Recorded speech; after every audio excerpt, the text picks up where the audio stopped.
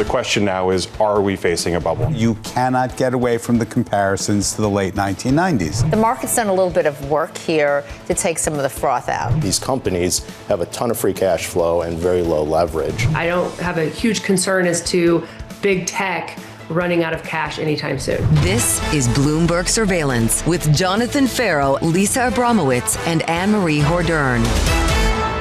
Live from New York City this morning. Good morning, good morning. For our audience worldwide, Bloomberg Surveillance starts right now. Coming to Thursday, NVIDIA gets it done.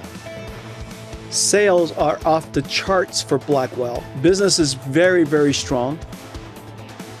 A solid beat helping to lift the cloud hanging over U.S. equities just as investor bets on more rate cuts are continuing to crumble, hours away from the last jobs report before the Fed's next meeting. That data just around the corner. And very little else is going to follow it. And that, I think, is the big tell. We're going to get that non-farm payrolls coming up later this morning. At the same time, we may get September retail sales on November 25th.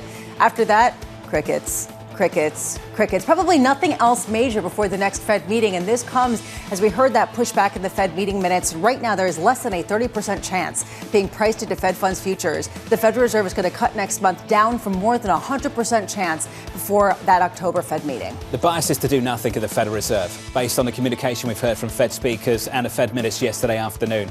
If the bias is to do nothing and you have limited data to change that point of view, they're going to do nothing, unless we get a major downside surprise on the jobs report later on this morning at 8:30 Eastern Time. That's why some people are saying that there is an asymmetric risk. You always talk about how you learn something from the data, something else from the market reaction. Some people are saying that there is a bigger downside potential for markets if this is an upside surprise.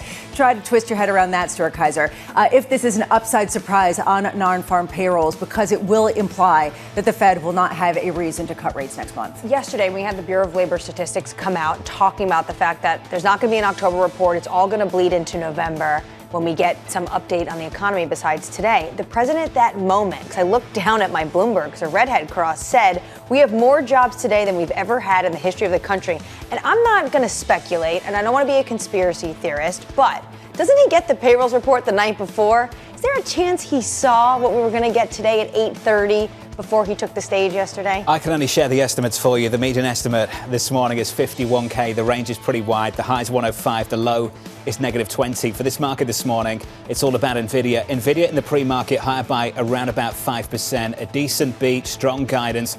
NVIDIA has a story to tell. It's a good story to tell. Is it enough to rebuild confidence in this whole story? Well, right now, yes, that seems to be at least the answer momentarily when you take a look at the read-through, not only from the likes of NVIDIA, but also CoreWeave and some of the other names that have gotten beaten up over the past couple of weeks.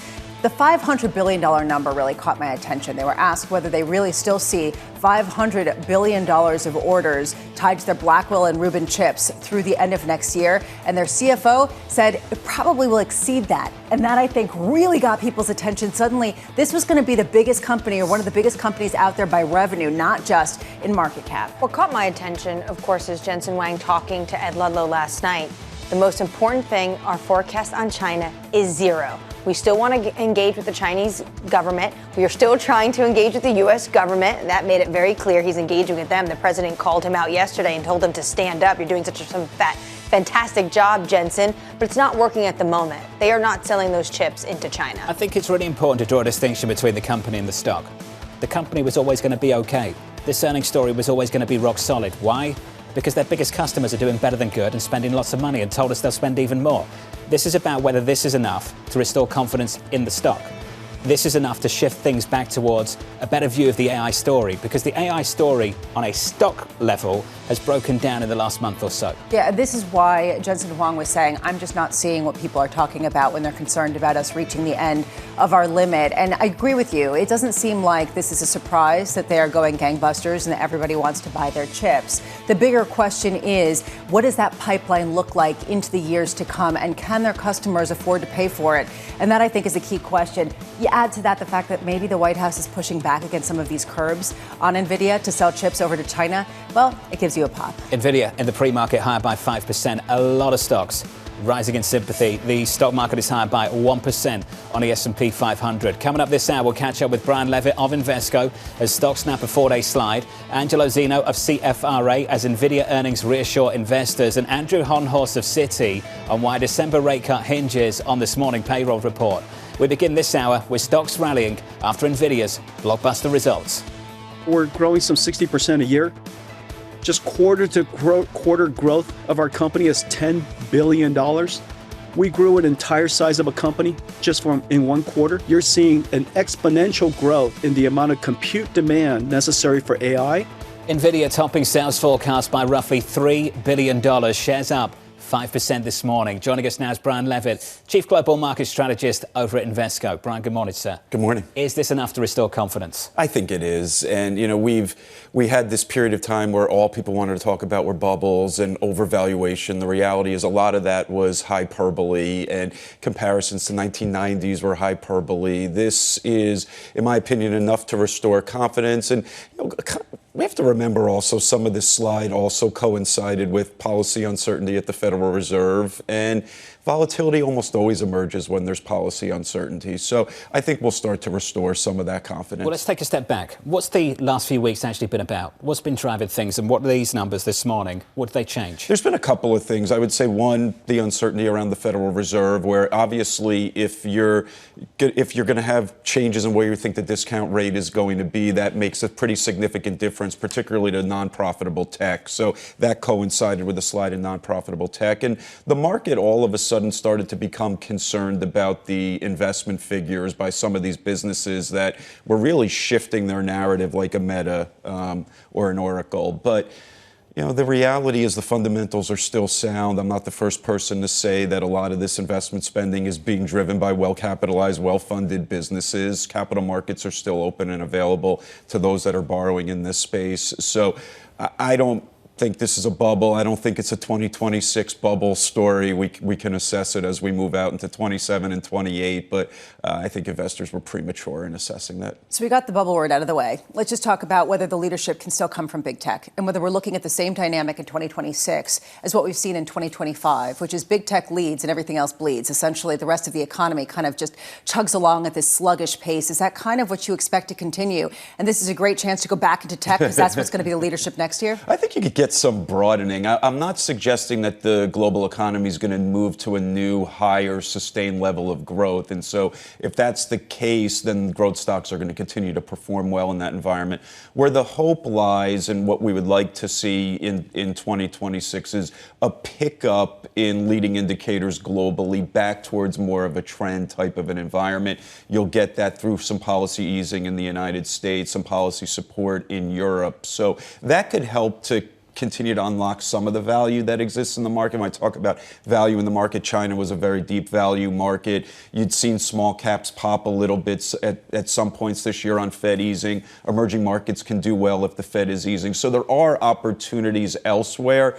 But if you're looking out over the next year, 18 months, and we're not going to a new higher sustained level of growth, then growth stocks should continue to do well in that environment. Does a Fed rate 25 basis point rate cut matter that much? I mean, the idea that $1 trillion was taken off crypto because the Fed's not going to cut by 25 basis points next month. I mean, you just have to wonder, is that really what's going on here? Or is there something deeper that gives you a sense of kind of how things are shaping up and what the Fed's role in it really is next year?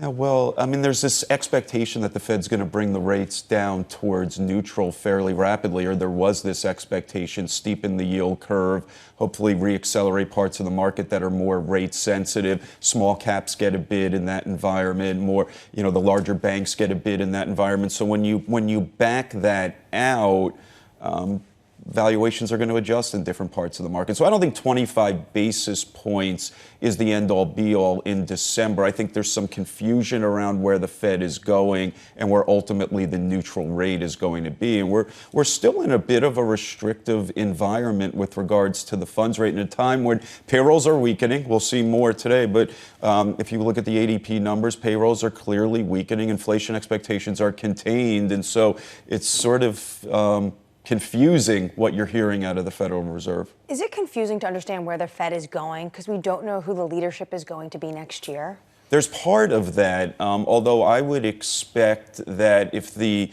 if the thought is that more members from Trump's world are coming into the Fed, you would think the impetus would be for rates to be lower, and I would think inflation expectations would be moving out, and that is not the case. I think the surprise here a bit is they're more hawkish than would have been expected, and so inflation expectations are actually going a bit lower here. So my concern, I've put inflation aside as a concern. My concern is on the growth side. We will get... Even with $2,000 checks, potentially? Well, $2,000 checks could certainly help, but there's an offset to that, which is, the price increases from the tariffs are supposed to hit households, somewhere along the lines of $1,500 to $2,500. So I view that more as an offset. I think of the inflation story as a one-off shock that probably isn't even as big of a shock as some had feared, where I worry more. I'd rather have 3% inflation than 5% unemployment. So I would err on that I think side. the Fed chair agrees with you. Jim Bianco of Bianco Research has got a great take on all of this. He thinks that the recent push from the president to put his own people on the Federal Reserve has made this Federal Reserve more independent, not less. And it's emboldened some of the people on the committee to express themselves even more.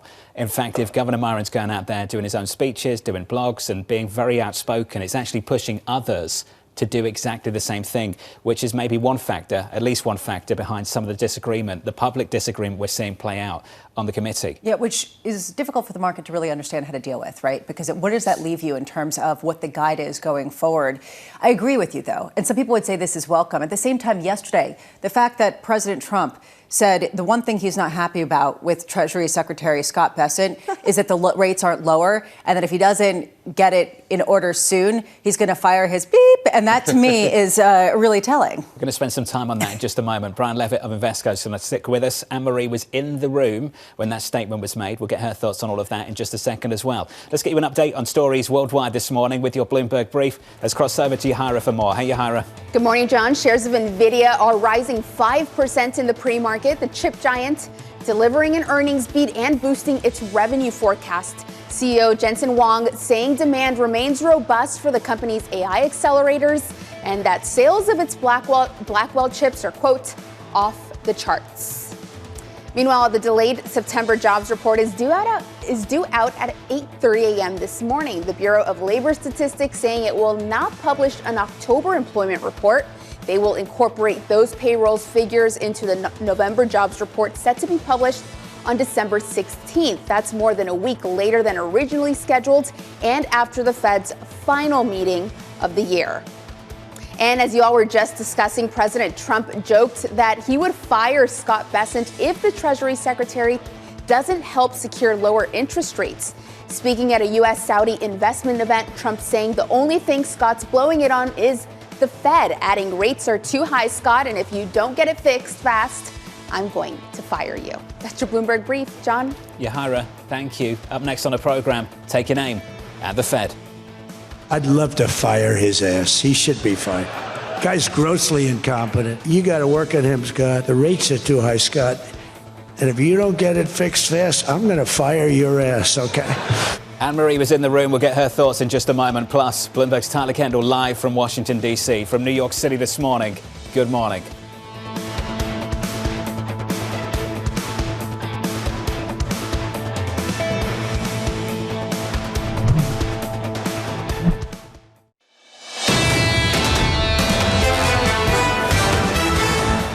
It's the stock to watch this morning. NVIDIA in the pre-market higher by almost 5%. A lot of stocks running alongside this move off the back of earnings overnight. Strong earnings, decent guide. Wedbush saying it matched buy-side hopes.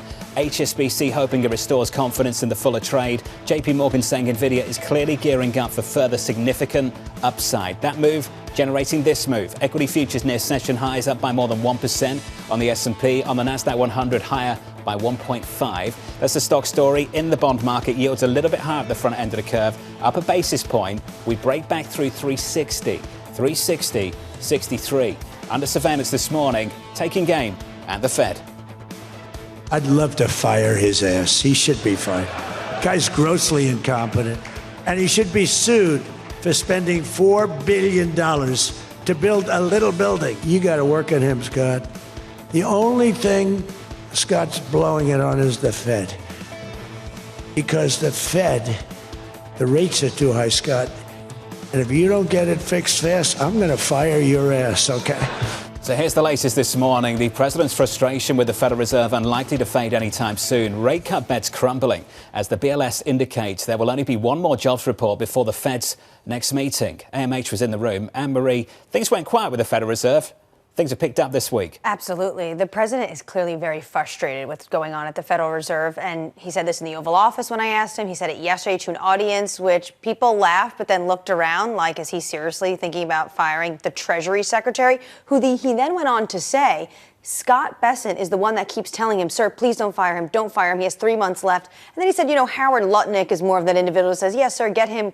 Trump's words, get him the hell out of there. So this seems to be a little bit more of insight we got from the president on the debate that's going on behind the scenes. Can you just imagine that headline dropping across the Bloomberg terminal, how this market would respond? Yeah. If the Treasury Secretary left, never mind, the Fed chair. 10-year yields would spike, and you would see a market sell off dramatically. It would not be exactly an easy response or digestion period. Trump knows this because he also said Bessent has been a voice of reason. You're very lucky to have him. And I think at that moment he realized, there's some finance people in the room. Maybe I need to make sure they understood I was joking. That's why none of this is happening. None of this is happening. Bloomberg's Tyler Kendall is down in Washington, D.C. She joins us for more. Tyler, welcome to the program. We've got a new schedule from the BLS. Can you share it with us? What we will get, what we won't get? Yeah, hey, John, good morning. Well, today's release is set to be the latest comprehensive look into the labor market ahead of the December meeting. As you guys are outlining, it doesn't appear that President Trump is going to let up on his criticism or pressure of Fed Chair Jerome Powell. Yesterday, the BLS confirmed that it will not release a standalone October employment report, marking the first time that this has happened, according to BLS archives that go back to 1994. Instead, the agency is going to release the October payroll numbers rolled in to the November employment report, but officials say that they're unable to retroactively go back and collect the household data, which means that we will never see some critical data like the unemployment rate for the month. Instead, this combined report is set to be released on December 16th, which is one, a delay, and two, of course, after that December meeting. It's going to be just one of the lasting legacies of this historic government shutdown that we saw come to an end, as we are still waiting to see if or when we get the consumer price index for October. But John, amid this lack of data, the White House is trying very hard to reassure American consumers that they have a grip on affordability. This includes, of course, that proposal for a $2,000 tariff rebate check. But we have new reporting out this week from Bloomberg News that Republicans on Capitol Hill are pushing back hard against this idea, saying that they would instead want that money to go towards reducing the deficit. Tyler Kendall with the latest in Washington. Tyler, thank you. My guess is that is a leaf blower. That was a on leaf the background, blower, yeah. right? That's Every the buzz day of the there's leaf some blower. sort of gardening going on, whether it's mowing. I believe this morning is a leaf blower. It's fall, going into winter. The leaves are falling around the White House. Things it's get beautiful, messy, though. obviously. I'm looking up the budget for lawn care at the White House. Need to cut that back, right? It's always something. I'm pretty impressed. Brian Great job. Levitt of Invesco with us around the table. Brian, we won't talk about that. I've got a jobs report in 2 hours' time. How relevant is this report for you and the team? I think it's very relevant. We've been watching, if you look at the ADP private payroll 6-month average, 52,000 jobs. So you've seen demand slow, but you're also seeing supply come down as well. So you haven't seen a big pickup in the unemployment rate, but nonetheless, it's pretty representative of what we would categorize as this mid-cycle slowdown. You've seen it in a lot of the world. If you look at leading indicators for most of the world, everybody's kind of clumped together around trend without any significant impetus. So it's important, and it's going to set the stage for where the Federal Reserve goes next. And as I've already indicated, I would like to see them lower rates. You're not alone. We probably won't get it if this job number comes in around 50K, because the story just won't shift. Now, we should point out we don't know what's going to happen with the CPI report. We haven't had a clear indication about that. But just imagine the December 10th meeting. Got one more data point. Got to make a call on that meeting. You've also got to put out forecasts. How on earth do you put out forecasts with very limited data going into year end? It's not easy, although, I mean, you have to, it's kind of like driving in the fog a little bit, although it's not as dense as I think some people think. You just got to parse through other data that you can focus on. And, we've been watching credit card numbers. We've been watching private sector payrolls. We've been watching inflation break even. So you can get a general sense, a good feel for this economy, and I would still categorize it as one that's in a mid-cycle slowdown. Now, a mid-cycle slowdown could become worse if inflation starts to pick up and the Federal Reserve has to stay put. I don't think that's the case. And I think that easier policy can help move us out of what's been this recent soft patch. We have seen pockets of distress in certain areas of the credit markets, and not just the high-profile blowups, but in auto loan delinquencies that you've seen picking up. All of the subprime lending in general has seen some pretty high non-payment levels. I just wonder if the Fed doesn't cut rates, does that make you less likely to want to take risk in credit in particular, based on how loose things have been and what you're seeing on some of the delinquency fronts? Yeah, I would rather be higher quality with regards to that if we're going to continue to persist at this same pace. The one thing I would note, a lot of concern earlier in the year about credit card delinquencies, which did move up from a very low level. They have flatlined recently, and a lot of that has been quite correlated to the move in inflation. So when a lot of this across many of the income quintiles, you saw a pickup in nominal borrowing, but you did not see it in real. So a lot of it was inflation driven, and as inflation had moderated, credit card delinquencies have leveled off. So yeah, there's no doubt that at the lowest quintile level, there is challenges that are starting to emerge. And that's all consistent with a slowdown in the economy. It's as that starts to move up income brackets, that's when you start to become more concerned about a recession. When you say you want to move up quality, does that mean that credit investors are being pushed to lend to the biggest hyperscalers who are rated very highly rather than the rest of the economy that looks more risky without Fed rate cuts? In other words, are they being forced to fuel what people are worried about? Forced to fuel, yeah. I mean, if you look at it if you look at an investment grade index in the credit space right now, you're looking at a spread of 80 to 100 basis points above the risk-free rate. I mean, it's a 5% yield, which really isn't all that bad. I mean, you take a look at where a lot of the forecasters would put a 10-year expected equity return, you're pretty close to 5-6%. So sitting in investment-grade corporate bonds is not the worst outcome here. But yes, I would like to see rates move lower, and I would like to see other parts of the economy, more rate-sensitive parts of the economy, benefit from it. Brian, can we go back to Washington for just a moment? This week, I've seen the president the most frustrated he has been with the Fed. Yeah. Treasury Secretary Scott Bessent does have the credibility on Wall Street. What would happen in the markets if he were to fire him? Yeah, that is the irony of all of this, right? We're sitting here trying to get interest rates down, and the administration is saying things that I think would spook the bond market, right? And so that's why I've been so focused on the inflation expectations, because the bond market seems very sanguine about all of this. But if that starts to shift, that's a very different outlook for rates. And with valuations at 23, 24 times forward earnings, a move in rates would result in a valuation correction. So yeah, I don't think I know that that's not the right direction for the administration. You've seen a list of the candidates to replace Fed Chair Jay Powell. Is there anyone on that list that would disrupt market-based inflation expectations? Perhaps. I would say the closer the person is to the administration, or the closer, the more it looks like somebody's coming in from the administration to make significant changes. One of the big reasons that the inflation expectations have been relatively contained is because the Trump appointees have generally sided with Jerome Powell to this point. So if there's a sense that that's going to change, that's a risk factor for the market. If they were the director of the National Economic Council, for instance, would that be one of those candidates? Those were your words. Yeah, okay. Brian, thank you. Leave that there. Keep you out of trouble. Brian Levitt of Invesco. I say it for him. I think there are some concerns about maybe Kevin Hassett taking a wheel. And that, frankly, is the base case right now in markets, that he would be the preeminent person. And he was in a conversation yesterday with Anna Wong of Bloomberg, and he actually did say he would worry about inflation, and it hasn't fully gotten under control yet. So maybe trying to seem like more of a reasonable candidate in the eyes of the market, given the fact that he's teed up. The Treasury Secretary has the credibility of Wall Street. Kevin Hassett doesn't have that same credibility. And these are the words of people who were calling me last night, knowing I was in the room both times the president spoke about the Fed, to voice their concerns. Equity markets doing better this morning, up by 1% on the S&P. Up next, we'll catch up with Angelo Zino of CFRA on Nvidia's rock-solid results. From New York City, you're watching Bloomberg TV.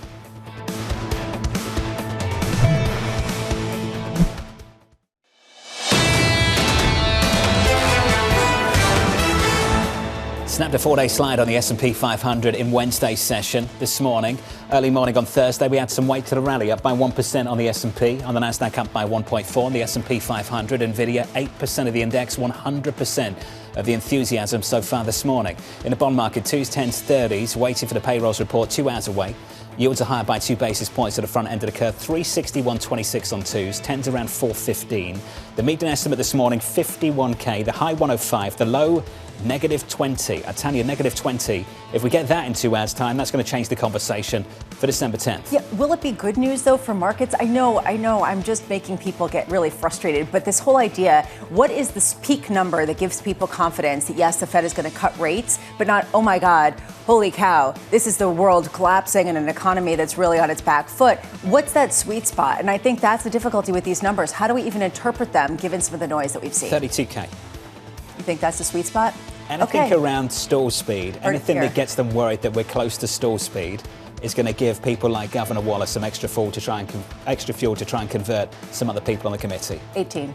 That's fine. 18? 13, 32? I think like around that 20 mark is enough to make it nervous. Okay, you're going to Price is Right rules. I was joking about 31, 32, but I think you get the picture anyway. As we count you down to the opening bell, about 3 hours away, 2 hours away from that jobs report, let's get you some movers. Here's Danny with more. Hey, Danny. Hey, John, you said it. It's the stock of the morning, and it's NVIDIA, the company, and Jensen Huang going a long way to say the industry isn't in a bubble. Of course, there's a difference between the industry being in a bubble versus prices, but shares are up 4.6% after that sales growth. That was the best in a year. This does enough to erase the past 7 days of price action, which we know for NVIDIA and a lot of these AI stocks has been challenging. Speaking of which, this on itself is helping to do a lot of work for the entirety of the AI-related industry. Some of its peers, AMD, for example, if we look at that, has been rallying this morning. Also, some of the cloud providers, Oracle, CoreWeave, that have also seen their spreads widen on their CDS, seen their stocks drop. Those also rebound. One of the biggest gainers this morning is CoreWeave, up 7.5%. Elsewhere in tech, we also got earnings from CoreWeave yesterday. In those earnings, they also announced a $3.3 billion acquisition of a cybersecurity company. Elsewhere, results mostly in line. Didn't really give any big update to their forecast. Analysts over at Vital Knowledge saying that it was a fine quarter, but the fact that it wasn't even better means that the equity is going to sell off and we'll have a knee-jerk reaction. That's what we got. Those shares down nearly 4% in the pre-market, John. Danny, thank you. Thanks for the update. More from Danny in the next hour. On our radar this morning, the White House going to bat for NVIDIA. Where are you, Jensen? Stand up. You have done such a good job. And you had a good 2 days, I understand, right? A good 2 days. If Jensen's happy, I'm happy. I think it's fair to say Jensen's happy this morning. Sources telling us here at Bloomberg that the Trump administration is pushing for Congress to reject a bill that would give American companies first access to chips, limiting potential exports to China. Elsewhere, the Bureau of Labor Statistics scrapping the October payrolls report after failing to collect household data during the government shutdown. It's the first time the agency has foregone releasing monthly job figures. And finally, Walmart, set to report earnings in just under 30 minutes' time.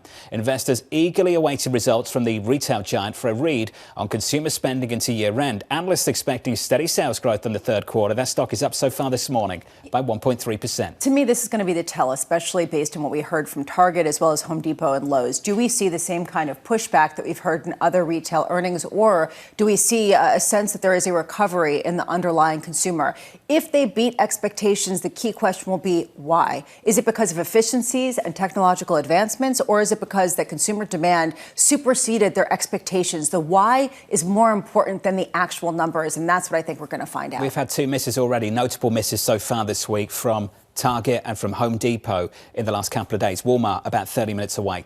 Let's stick with the earnings. NVIDIA results easing AI bubble fears after posting a 65% jump in profit. We've done a good job planning for a very, very strong year, and we've done a good job planning for Vera Rubin. So sales are off the charts. NVIDIA GPUs in the cloud is sold out, but we've got a bunch of Blackwells to sell. Angelo Zino of CFRA writing this: NVIDIA's data center revenue demonstrating sequential acceleration. That validates our thesis on sustained hyperscaler spending. Angelo joins us now for more. Angelo, are these numbers, is it sufficient to restore the faith in this story once again?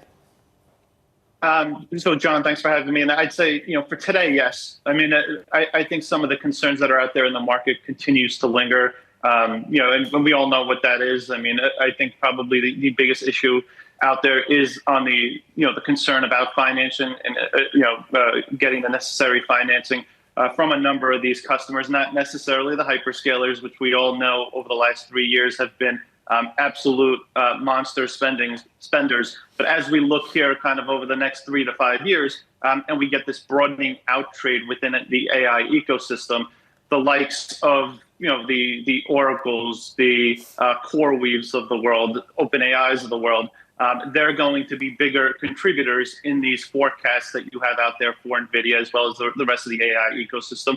And the question is, clearly, is the financing going to be there as we kind of broaden out here? Angelo, I'm so pleased you've gone there, because we've been drawing the distinction between the company and the way the company is perceived in the stock market as a stock, because they're two very different stories. And Angelo, when it came to the earnings of NVIDIA, yes, they're fantastic. Yes, the guide is solid. But in many ways, some of that was inevitable, because we know what's happening elsewhere. Their biggest customers are spending a lot of money and promising to spend even more. Angelo, what I'm trying to understand this morning is whether what they've unveiled overnight, yesterday afternoon, is sufficient to reshift the story around the way people are treating the stock.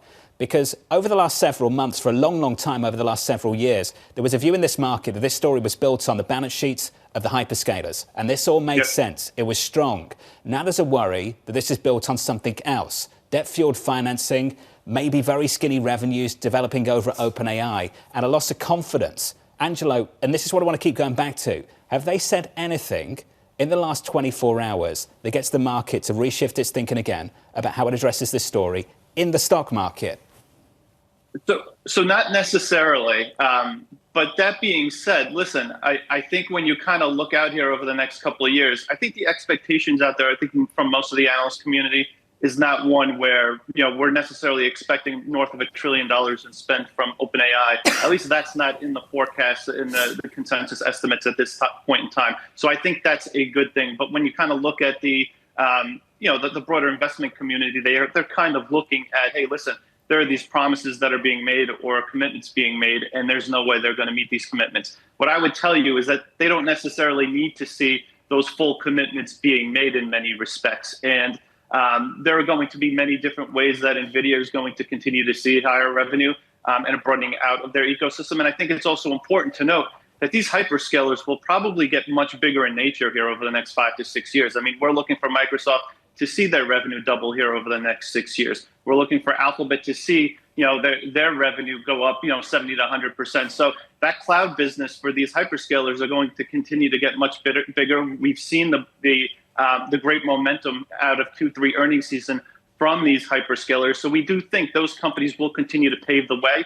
And then that broadening out trade is going to be the question mark. But again, I think as long as it's incremental in nature and we see some sovereign AI opportunities like we just saw announced yesterday, I think that's going to help the overall narrative and get the stock higher here. Angelo, that's a key point there, the sovereign purchases, and we'll get to China in just 1 second and how feasible that reopening could potentially be. I just wonder if you were satisfied by the response to having to finance some of your customers to continue buying your chips. There's a lot of fear around circular financing and why NVIDIA feels the need to do that if there is so much external demand.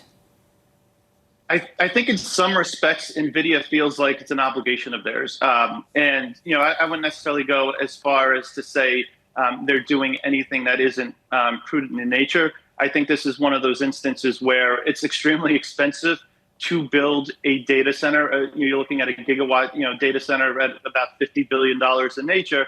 And NVIDIA is essentially taking the lion's share of the profits for the industry. So in many respects, what they are doing is reinvesting those profits into the to help build the AI ecosystem. In some respects, I don't necessarily think that's a bad use of funding. I also think it helps kind of improve the stickiness across, where they are within the ecosystem. So overall, I'm not necessarily concerned about some of these circular financing issues. However, and I'd actually expect to see more of this take place here over the next couple of years. So it is something that I think investors need to get somewhat comfortable with. But again, I mean, if it gets to a level where it gets just out of control, I think that's what becomes problematic. How much upside is there to NVIDIA's shares if President Trump gets his way and the Congress is forced to drop some of the restrictions in terms of sales into places like China from NVIDIA? So I'd say I'd say China itself, we're looking potentially at least $20 to $30 billion in annual, sales added to NVIDIA's revenue. We think that would be conservative in nature. And, again, that would probably add, let's call it about 8 to 10% to their revenue trajectory. And you'd see a likewise impact in terms of the stock price move. Let's call it a 10 to 15% initial boost, we think, from that approval. So, we'll see whether or not there's going to be upside if there's approval, and then, to what extent those companies will spend on NVIDIA's ecosystem. But, the good thing is it's at $0 at this point in time, and there's significant upside potential if they're able to get into China.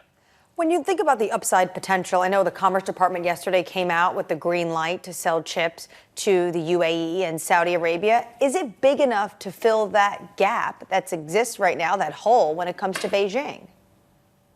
Probably not. I mean, and maybe over time it will be. And again, the good thing is it's $0 in revenue, or essentially zero, coming out of China. I would say this: China's got the second largest ecosystem of hyperscalers out there, right? You do want to sell into the Alibabas, Baidu's, Tencents of the world, and that would be an enormous positive if they can do that. I'd also say, when you kind of think about the developers that are out there, the developer community, it's something that Jensen has repeatedly said he wants to make sure he's got access to, and that they continue to build on NVIDIA's ecosystem. That's not something you're going to get in any other area of the world. So it's extremely important, we think, from that perspective, that NVIDIA gets back into China. Given that, what you just said about how he talks to Chinese developers, how difficult is this line to walk for Jensen Huang when it comes between Washington and Beijing? I think it's a difficult line. I think if there's anyone that can successfully do it, it's Jensen, and maybe you throw Tim Cook in there in some respects, and how he's handled kind of the China-U.S. relations. I think there aren't many CEOs that can do a good job with that. The great thing with Jensen is it seems like he's got the ears of both nations at this point in time, and that's a huge positive. He's got that power, and we think, in many respects, we'll see how all this plays out. But it's taken longer than we've thought, to be honest with you. We thought at this point in time we probably would have seen NVIDIA, back into China. But again, these geopolitical uncertainties, you never know how long they're going to drag out. Angelo, always appreciate catching up with you, particularly after that result. Angelo Zino there of CFRA. NVIDIA in the pre-market higher by more than 5%. Frank Lee of HSBC publishing a little bit early this morning. Top of the note, first bullet point, beating and raising again, even without China. That's where the potential upside is. When you start talking about 64% sales growth, and then you start talking about the potential to add 10 to 20% on top of that, this is the reason why people are ambitious about this stock, and definitely getting a boost from President Trump saying, if you're happy, I'm happy. Well, guess where he's going to be heading then? Well, potentially China. This is still a debate within the administration. I don't know how many times I continuously hear from one side of those on the camp that we need to get China addicted to American tech. We need to get the world addicted to American tech. Basically, that's what Jensen Huang has been talking about for years. Then there are others that are China hawks that are saying we cannot give them our most advanced chips. Right now, that's not happening. But potentially, things could change because, remember, they're still negotiating this trade deal, which is supposed to happen before Thanksgiving in terms of inking it and us getting some text. Stock is up this morning. The broader market is too, up by 1.2% on the S&P 500. With an update on stories worldwide with your Bloomberg Brief. Back with us, here's Yahira. Hey, Yahira. Hi, John. Republican lawmakers are resisting President Trump's proposal to send $2,000 checks to working-class households next year. The White House says the checks would be funded by tariff revenue, but lawmakers prefer to use that money to reduce the deficit. Meanwhile, the U.S. is planning to buy and own as many as 10 new nuclear reactors. The Trump administration says rising electricity demand, including from AI data centers, is a national emergency. The reactors could be paid for using Japan's $550 billion funding pledge. The goal is to get the reactors under construction by 2030. And we are seeing shares of Warner Brothers Discovery rising 1% in the pre-market. Sources telling us here at Bloomberg that Netflix promised it would keep releasing the studio's films in theaters if it's successful in buying the company.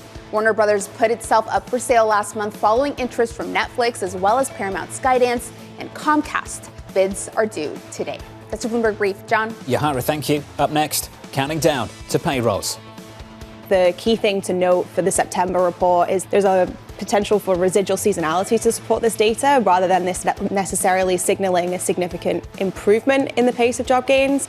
Andrew Hollenhorst of Citi joins us next. The estimate from Citigroup for later this morning, 105. How do you cut rates on December 10th with 105? That conversation up next.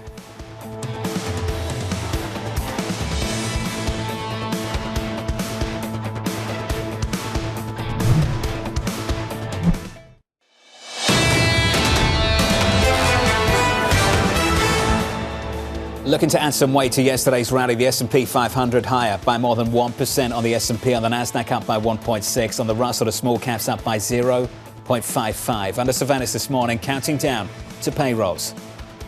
The key thing to note for the September report is there's a potential for residual seasonality to support this data rather than this necessarily signaling a significant improvement in the pace of job gains. That September number reflects the fact that you've seen job gains that would have been spread across the summer. So it's essentially a bit of catch up. I don't necessarily see it as a kind of good print. So here's the latest this morning. Investors counting down to the delayed September jobs report. The median estimate in our survey forecasting 51K. Andrew Hollenhorst of Citi with the street high estimate of 105, writing further rate cuts will depend crucially on the upcoming jobs data, and we continue to expect 75 basis points of further cuts this cycle. Andrew joins us now for more. Andrew, good morning. Good morning. You had penciled in December. Have you erased that yet? Well, we're waiting to see how the data come out, but it is a big change in terms of analyzing that December 10th FOMC meeting when you find out that the jobs data for October and November is coming out December 16th, when we thought it was going to come out a few days ahead. Now it's coming out a few days after. So I think it's actually going to be a really tricky scenario for the Fed because they know they're making that decision 6 days ahead of 2 months of jobs data. And I completely agree with what Abigail was saying. This report for September probably going to look a little bit stronger, just the way that the seasonality works out. Those October and November numbers, I think, will be weak. So, yeah, really tricky situation for the Fed now. So you're at 105, but with a big asterisk. You don't think that's a strong 105? Yeah, I think that this really is just the seasonality that we have in the data. And the reason that we're getting this is because it's a low hiring economy. And the month of September is typically a low hiring month. So when you hit that with the seasonal adjustment, it looks okay. October and November, you're going into the holiday period. That's when businesses are supposed to be hiring. That's when you're supposed to see that demand picking up. It probably didn't happen this way that it did in prior years. While we were shut down, we had a lot of headlines about layoffs, actually. So it looks like we're going to get some weaker data for October and November. Difficult for the Fed. I think what you're supposed to do is kind of try to chart a course through this. This is a Fed that's been very reactive to each data point, and if you're only having the September data point, today's report will matter quite a bit, even though it's stale. How much do you really predicate the 75 basis points of rate cuts in this cycle on what the Fed does next month? The idea that if they are late, they could cut more. If they are early, they could front load that or potentially even go to a lower neutral rate once we have new leadership at the Federal Reserve. Yeah, it's interesting. As we're pricing out some of that probability of December, you could think that maybe we should be pricing in actually more cuts further down the line because you'll be restrictive for a little bit longer. I think it doesn't make a huge difference at the end of the day whether they're cutting in December, whether they're cutting in January. And if we get 2 weak jobs reports or 2 months of weak jobs data, I should say, on December 16th, then they probably would cut in January. And it's not going to make a huge difference in terms of how much they'll eventually need to cut. But absolutely, the risks are to the downside on employment. And that can mean that you end up cutting much faster at some later date. So it was interesting to read the minutes yesterday, and you see most Fed officials still want to cut further, but this really strenuous debate around what to do in December. I would say if you think you're restrictive, if you think that the labor market is loosening, why wouldn't you be headed back to a neutral rate? What's the threshold for the jobs number? And I don't like playing this game, but the market's playing this game. What threshold is there to ensure that the Fed does cut in December? I think in today's number, what would be the surprise that maybe could bring more people into Waller's camp that, yes, December should be a rate cut, is to see the unemployment rate move up. If we moved up to 4.4%, you're kind of on the fence. If we moved up to 4.5%, I think we're getting a cut in December. So I think that unemployment rate is key here. The payrolls number, I mean, we have 105,000, which sounds like a decent number. But remember, we're coming from 3 months where we were at only 30,000 per month. So it's hard to really change the narrative in a big way around payrolls. That is just weak hiring. And the question is is the weak demand matched by weak supply, or is it that demand has weakened even more than supply? And the unemployment rate will tell us that. Andrew, to not look political, should the Fed just move the meeting? Well, I mean, it would make a lot of sense for them to move the meeting. Honestly, you're going to have so much more data on the job market, which is the key variable that you care about. I don't think that they'll end up doing that, but again, it's quite difficult when you have these meetings that come right before major data releases. So we have the September print today, and then what do Fed members look at between now and December? Well, you have other things that you can look at, and some of those things we have been looking at. We've had the state-level data on claims for unemployment insurance, and that's giving us some comfort, and I think Fed officials some comfort that we haven't had a sharp deterioration while the government was shut down. It's not that we've had a big pickup in initial jobless claims, which would show that layoffs are picking up. On the other hand, continuing jobless claims, those have been trending higher, staying higher, which could indicate that the unemployment rate has moved higher. So be watching that. I think all of these alternative data statistics are getting more attention now. The ADP numbers, for instance, they're not that well correlated with the actual official payrolls numbers, but they've been weaker. So Fed officials, we were looking at all of that. You know, we're going to get jolts ahead of the December FOMC meeting, the amount of hiring, the amount of layoffs. That usually isn't a really market-moving number, but maybe this month it will be because that's the only data that we have. You're expecting another 75 basis points of reductions. How are they going to be spread out over the next 12 months? Is it over the next 12 months? How do you see things playing out? I think it actually probably comes faster than that because I think we'll see this weakness in the upcoming jobs data. And remember, that November jobs report was during the government shutdown. You had workers who were furloughed still during the November reference week. So when we get that unemployment rate on December 16th, because we're not going to get the October unemployment rate, we will get it for November. It will be on December 16th. And it should be higher by at least 0.2 of a percentage point just on those furloughed workers. So we're going to be seeing unemployment rates north of 4.5% before the end of the year. I think that's a pretty clear path to cuts. Do I smell 50? Do I smell 50? Coming from you and the team? It's something that we need to think about. It's something that they need to think about. I think there is a reluctance to do that after doing that last year. And their preferred way of moving would be 25 basis points at each meeting. But absolutely, if you don't cut in December and then you see weaker jobs data, 50 comes back on the table. Andrew, thank you. Looking forward to the updated note, which I feel like is coming out very soon. Thank you. Thank you, sir. Andrew Hollenhorst there of Citi. On the Federal Reserve and a jobs report. The jobs report later on this morning. The median estimate in our survey, something around 50K. Andrew, well north of that, north of 100. But he thinks that's a weak 105 that he's looking for later. Because of the pull forward from some of the weaker months before, which is why revisions is going to be interesting. Move over, Nirvana. It smells like 50 basis points. Sorry. I apologize in advance, but this is, where we're at right now. Does it not smell like 50 to you? I think that it could if they don't cut rates and if you do get a really bad print, especially Andrew's data on the 16th. Yeah, I mean, that to me, I think if you get a 4.5% unemployment rate by December, that could really move the needle. And that the president will certainly welcome. But can you imagine, given all his bashing the last 48 hours, that meeting in December has become very political? You get bad jobs data on December 16th, you'll get an Oval Office address that evening. Cut the interest rates now. Yeah. Emergency meeting. Yeah, but how do you parse that with a strong labor market? You'd have a pretty strong argument to do it if you get those weak numbers anyway on the 16th. Coming up on the programme, Seema Shah of Principal Asset Management, the former World Bank President David Malpass, David Seif of Nomura, and David Bellinger of Mizuho from New York City. The second hour of Bloomberg Surveillance up next.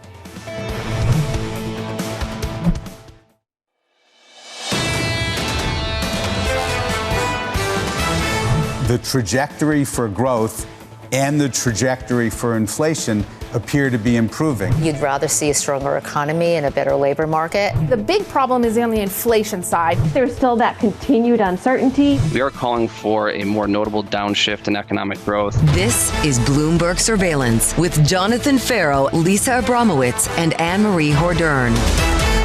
Live from New York City this morning. Good morning for our audience worldwide. The second hour of Bloomberg Surveillance starts right now, and your scores look like this. A double dose of good news from two stocks. Futures up by 1% on the S&P, on the Nasdaq up by 1.5%. Nvidia, after the bell yesterday, with decent numbers and a strong guide, that stock is up by 5%. And just moments ago, Walmart out with a beat and a raise. That stock this morning just about negative by 0.8%. Yeah, this is an interesting story. So they see their full year adjusted earnings per share of $2.58 to $2.63. That is in the high range above their previous full year adjusted earnings per share estimate. At the same time, they are transferring their stock to the stock exchange, to the NASDAQ, from the NYSE, which I think is really interesting.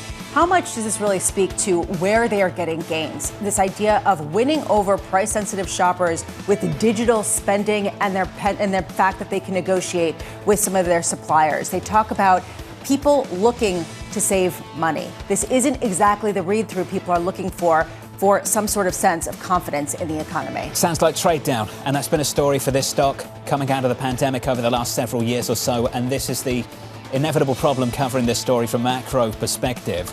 If Walmart does well, things must be really bad. And if Walmart does poorly, then things must be absolutely terrible. And Walmart's doing well this morning, so things must be really bad. Well, Walmart has changed its profile. It's catering increasingly to higher end shoppers, so they can play all sides of this story. They offer a lot of, like, for example, really expensive sneakers and things like that on their different platforms. There is a question here about whether they are gaining share, and they are doing so because of their size, because of the revenue coming from digital, because of advertising from digital, because of their data collection on digital. The bigger you are, the more of advantage you have, and that, I think, is a theme that we've seen throughout this economy. Shopping around in the pre-market at the moment, the name is down by about 1%, but the earnings are pretty decent and the guide is strong. Put it together with Nvidia, there's a better story to tell for the equity market so far this morning. Story might change. 8:30 Eastern Time, 88 minutes from now, the jobs report. The median estimate in our survey, something around 50k. The high is right up here around 105. The low is right down here at -20. Somewhere in between, there's going to be a major debate about what to do on December 10th at the Federal Reserve. And we already know what the president would like them to do, and that's cut interest rates. That's cut interest rates. And he went as far as he has about jawboning the Fed yesterday, saying that if his Treasury Secretary Scott Bessent doesn't fix it, he's going to fire him. Obviously, the president was talking tongue-in-cheek. He was trying to be a little bit funny. But obviously, he is growing very frustrated about the rate cut cycle right now and the fact that people are talking about that they might be on hold in December. But Andrew Hollenhorst did a great job mapping out how difficult this is for the Fed. They meet, and then 6 days later, they get 2 months of jobs data. And this is a data-dependent Fed. Shouldn't they be getting the data first, then deciding on what to do with interest rates? Then they've got to put out an outlook. This is the problem. They've also got to put out the SCP and all the forecasts for 2026 and beyond and update them. Torsten Slock of Apollo just moments ago publishing the title, "The Economy is Likely to Reaccelerate in 2026. That's what the hawks on the Fed are arguing for. Things are going to pick up. Ignore the bad data. Torsten saying, looking ahead, growth is likely to reaccelerate next year, driven by lower trade war uncertainty, a weaker dollar, and the positive effects of, guess what, the one big beautiful bill. This is what a lot of people say is underestimated right now, just how much people are going to be getting rebates at the beginning of next year, put aside even those $2,000 potential checks. And that will spur consumer spending. As for now, though, that is the future. And when people look at the now, the commentary, particularly with the lower cohort of income earners, really isn't very positive in terms of the hesitance to really spend. But the White House is thinking about the timeline. They want to get the interest rates reduced as quickly as possible, as they only really have a year out into the midterm elections. So you're going to start to see some of that fiscal impulse coming from Washington from the one big beautiful bill, maybe the $2,000 dividend checks, which has its own issues with inflation. But they want to get ahead of the rate cutting cycle because it's going to take months for the market and the economy to digest lower interest rates. Bond yields this morning higher by 2 basis points at the front end of the curve. Twos at 361. A busy morning coming up. We'll catch up with Seema Shah of Principal Asset Management as equities bounce.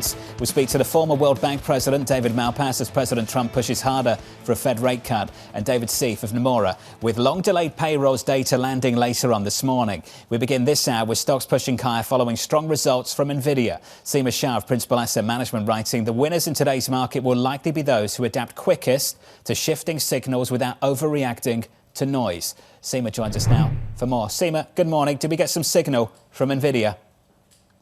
Good morning. Well, I think we got some reassurance. We got some relief. I think some of the narrative around the AI concerns around a bubble are not going to be entirely solved by the results yesterday, but it certainly feeds a beast. But I would expect that the market is still going to keep wanting some kind of proof as we go through to the next earnings season. But certainly for now, I think the market can maybe shift some of its attention to what is the backdrop in the macro picture. And certainly, what is the Fed going to be doing next? Seema, we've spent a lot of time on this over the last several weeks. What is behind the shift in the way the market is treating this story, and what is insufficient about what we heard from Nvidia to change it?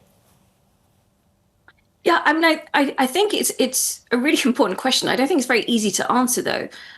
Certainly from our perspective, it might simply be that just with this vacuum of data and searching for a narrative, we have this real understanding that so much of the macro picture, if you're thinking from a long-term perspective, is really based on the AI capex trade and how these companies are going to be performing. So I think maybe that's taken at home, but certainly some of these worries have been there for a while. They've been accelerated by the shift towards debt financing, more and more news of circularity. So the risks are building, but I think that there's a vacuum of news at the moment, or at least from an economic data perspective. And maybe now, as we get back into the normal way of things, hopefully some of the relief starts to, at least can be sustained. Seema, John was talking about how a lot of people are betting on tech as they wait for that reacceleration that Torsten Slok of Apollo expects to see in the beginning of 2026. Do you think it's too early to bet on the U.S. economy really gaining steam in Q1, or do you think that this is the time to get in on that kind of trade?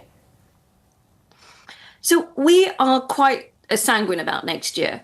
We're expecting growth to be around trend. We do think that the OBBA bill is going to be quite important in Q1 for some consumers, and I think that's key. There is a bit of a disparity between who's going to be particularly supported and who isn't, and it does really fall on the higher income households who have less of a multiplier onto consumer spending. So I think that does mute the general impact, but certainly it's a fairly positive story, and I think we feel quite comfortable with that idea.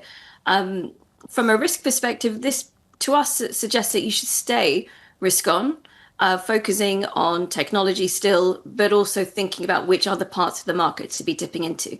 How much do you really focus on big companies? And I'm looking through the Walmart earnings and the fact that they really are gaining share. They are capitalizing on their digital footprint. They're capitalizing on just how quickly they can make deliveries. And what we heard from the CFO was that they have seen slight moderation with lower income consumers, but all around pretty steady sales for higher income and middle income consumers, households. I'm just wondering, is this an endorsement of size mattering, and that basically any kind of trade down kind of move has to come trade down maybe in creditworthiness, but not necessarily in size?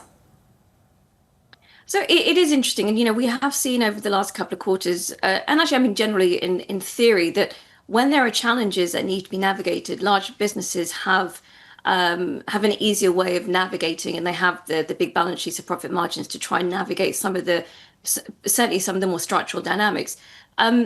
We're still leaning into that, but actually when we're doing our surveys of small businesses, we're also not detecting too many tensions there. They are feeling that the economy is doing okay. Of course, they're feeling some strains, but they're not really struggling to navigate. So again, this does add to that general picture of being fairly sanguine, focusing on large companies for some of the safety in there. But it doesn't mean that the small businesses are falling apart by any means. Well, what Lisa just highlighted from the Walmart earnings is basically the K-shaped economy, that those on the lower end are still struggling. How does the Federal Reserve target them? Well, so they are struggling, but we don't exaggerate that picture. They're feeling strains. It's not enough to really topple the economy over. It's something that that I think policymakers want to be trying to deal with. I don't know if it necessarily falls within the Fed's wheelhouse. I mean, it's a fairly blunt tool in terms of interest rates and what that can do. This, to me, makes almost more sense why the Trump administration is starting to think about what they can do potentially for lower income households. But we don't think, as I said, that this really changes the narrative too much. We just think that over time, these strains, this K-shaped economy is going to continue to be exacerbated until policymakers, mainly from the government side, really deal with those issues. Seema, it is outlook season. Over the next week, the next 2 weeks, the next 3 weeks, we'll get tons of outlooks drop from tons of banks looking ahead to next year. And typically, it's pretty easy to establish a bias, a consensus view. Where do you think that consensus view is right now into next year? So, look, we're in the process of putting together our outlook as well. It's been a particularly hard task this time because of the lack of data and this feeling of we're not entirely sure what we're navigating. Overall, though, we are expecting there to be a benign outlook for 2026, consideration of some of the risks, but most of them not really falling on the macro side, but still trying to figure out what exactly is going to happen with AI, how are these companies going to continue to perform, and can they really continue to deliver to the point that investors can continue to stay comfortable with their exposures to big tech. Seema, it's good to see you. As always, thank you. Seema Shah there of Principal Asset Management, putting together the year ahead outlook. Last year was pretty easy. Massive American outperformance. That's what everyone was looking for going into 2025. What happened? First half European, massive outperformance. We squeezed that consensus view pretty hard. I just wonder what it is into next year. It feels like a little bit of a muddle at the moment. Well, yeah, because the market's been muddling and the economy's been muddling. And so people feel a little bit muddled, and we're just getting data that also will be muddled. I do think that this whole idea of companies that are AI-related companies, that idea is going to shift heading into 2026. And that seems to be what people are talking about.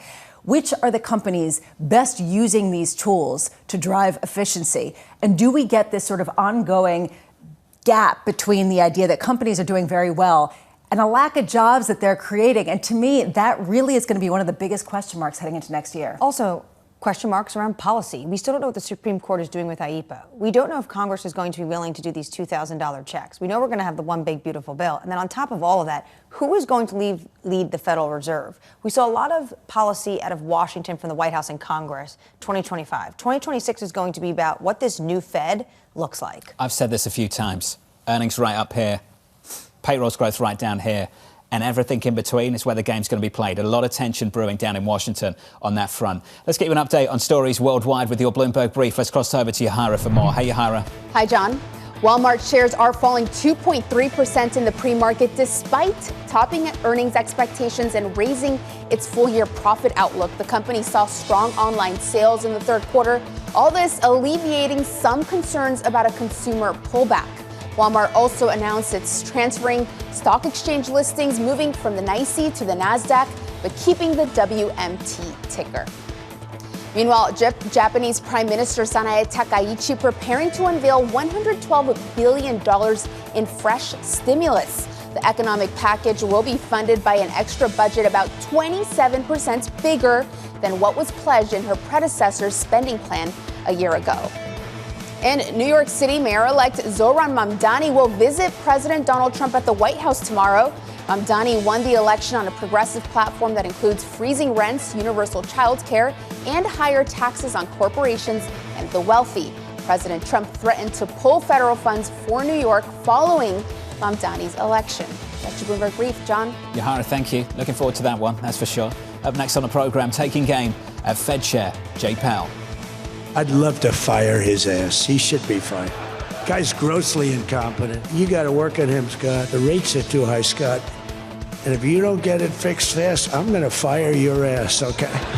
Up next, the former World Bank President David Malpass, live from New York City this morning. Good morning.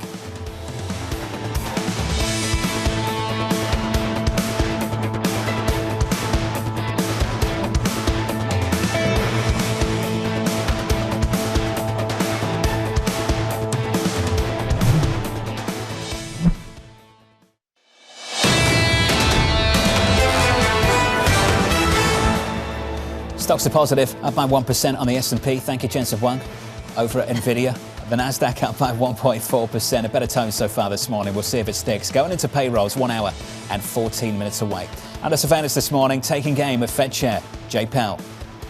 I'd love to fire his ass. He should be fired.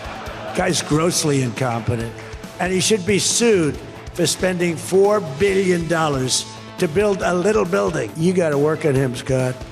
The only thing Scott's blowing it on is the Fed.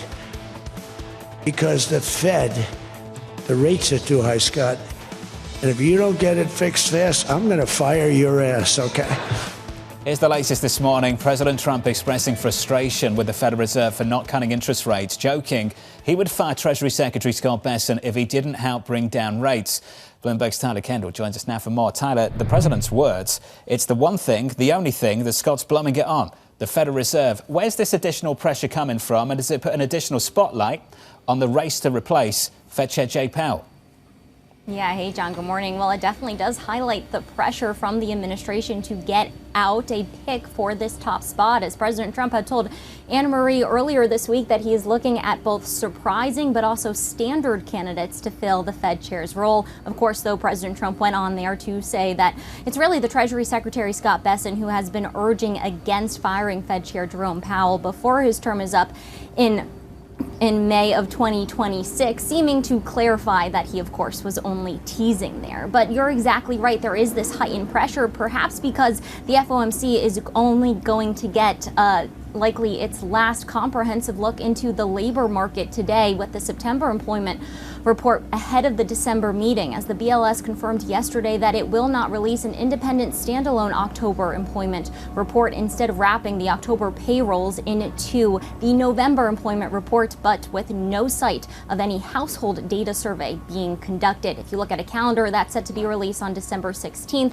of course, just 6 days after the December meeting, so we're not going to have that visibility there. The other part of this, John, of course, is that the White House has felt under pressure when it comes to affordability, and we know that not all of their plans are landing well within the Republican Party. We have new reporting out from Bloomberg News that some Senate Republicans are pushing back on the administration's plans to release tariff rebate checks. Of course, this has been one of those proposals floated to get more money into consumers' pockets amid those slew of losses that Republicans saw earlier this month when it came to the elections across the country.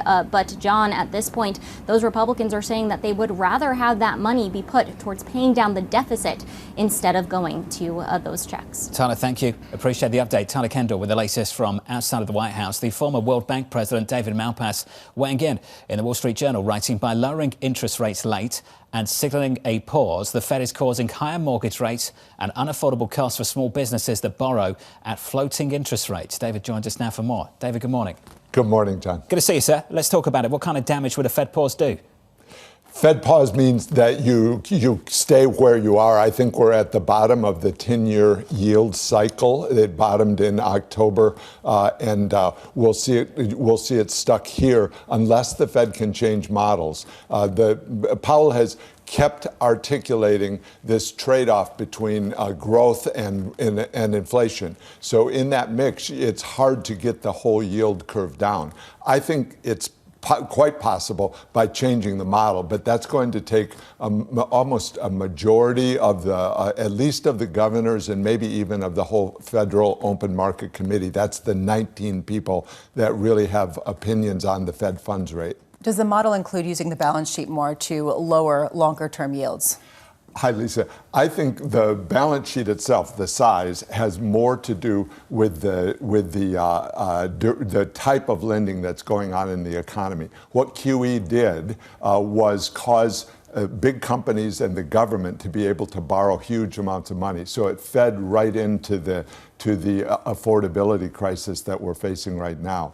So I would like to see the Fed realize that having a big balance sheet means that you're borrowing from the banks, and the banking system is what we need to get started in order to get to lower inflation and to affordability. So it's a different model. I think QE really didn't work except in that moment of crisis in 2009. At the same time, there are a lot of people in markets who agree with you that rates need to be lower in order to help a cohort of the economy that is more highly levered to the short end of the yield curve and some of these longer term yields that the Fed might have some influence over. I just wonder what you think of the trade-off with financial stability, the idea that, yes, it's a blunt instrument, you're affecting one cohort of people, but you also might be propping up Bitcoin values as well as, CoreWeave. The Fed exaggerates that and talks about the liquidity problem and says we can't put too much liquidity into the economy. I think we're way beyond that. That's old think. That's 20th century kind of thinking in terms of the models. So the Fed's really got to look at it that their balance sheet is part of the problem, not part of the solution for each market. You know, we've lost the interbank market. The repo market is now under strain in part because the Fed dominates it, and they're not planning ahead for the intra-month liquidity needs that are really needed. So what I think is necessary is reforms across the board for the Fed to do a better job. They haven't been getting the inflation rate. They keep thinking that high rates is going to solve inflation, which it doesn't do. So you've got to break out of that model, move to a model of what I call a price rule model, and that would give you lower rates across the curve,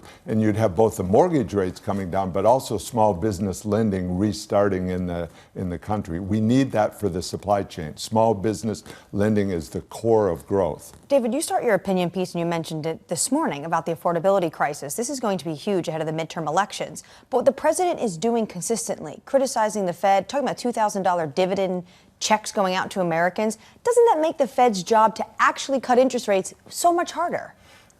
We'll have to see how change occurs. If you think about it, people were very critical of the trade policy change and of DOGE, but that broke the ice and caused people to rethink what was wrong in the old models. So that may be what the president is able to achieve. If you say that the goal here is to get the Fed from its old models to ones that actually work for the modern economy, for a crypto asset kind of economy where the Fed is not really getting to a solution, then maybe you have to really speak out in order to get the change.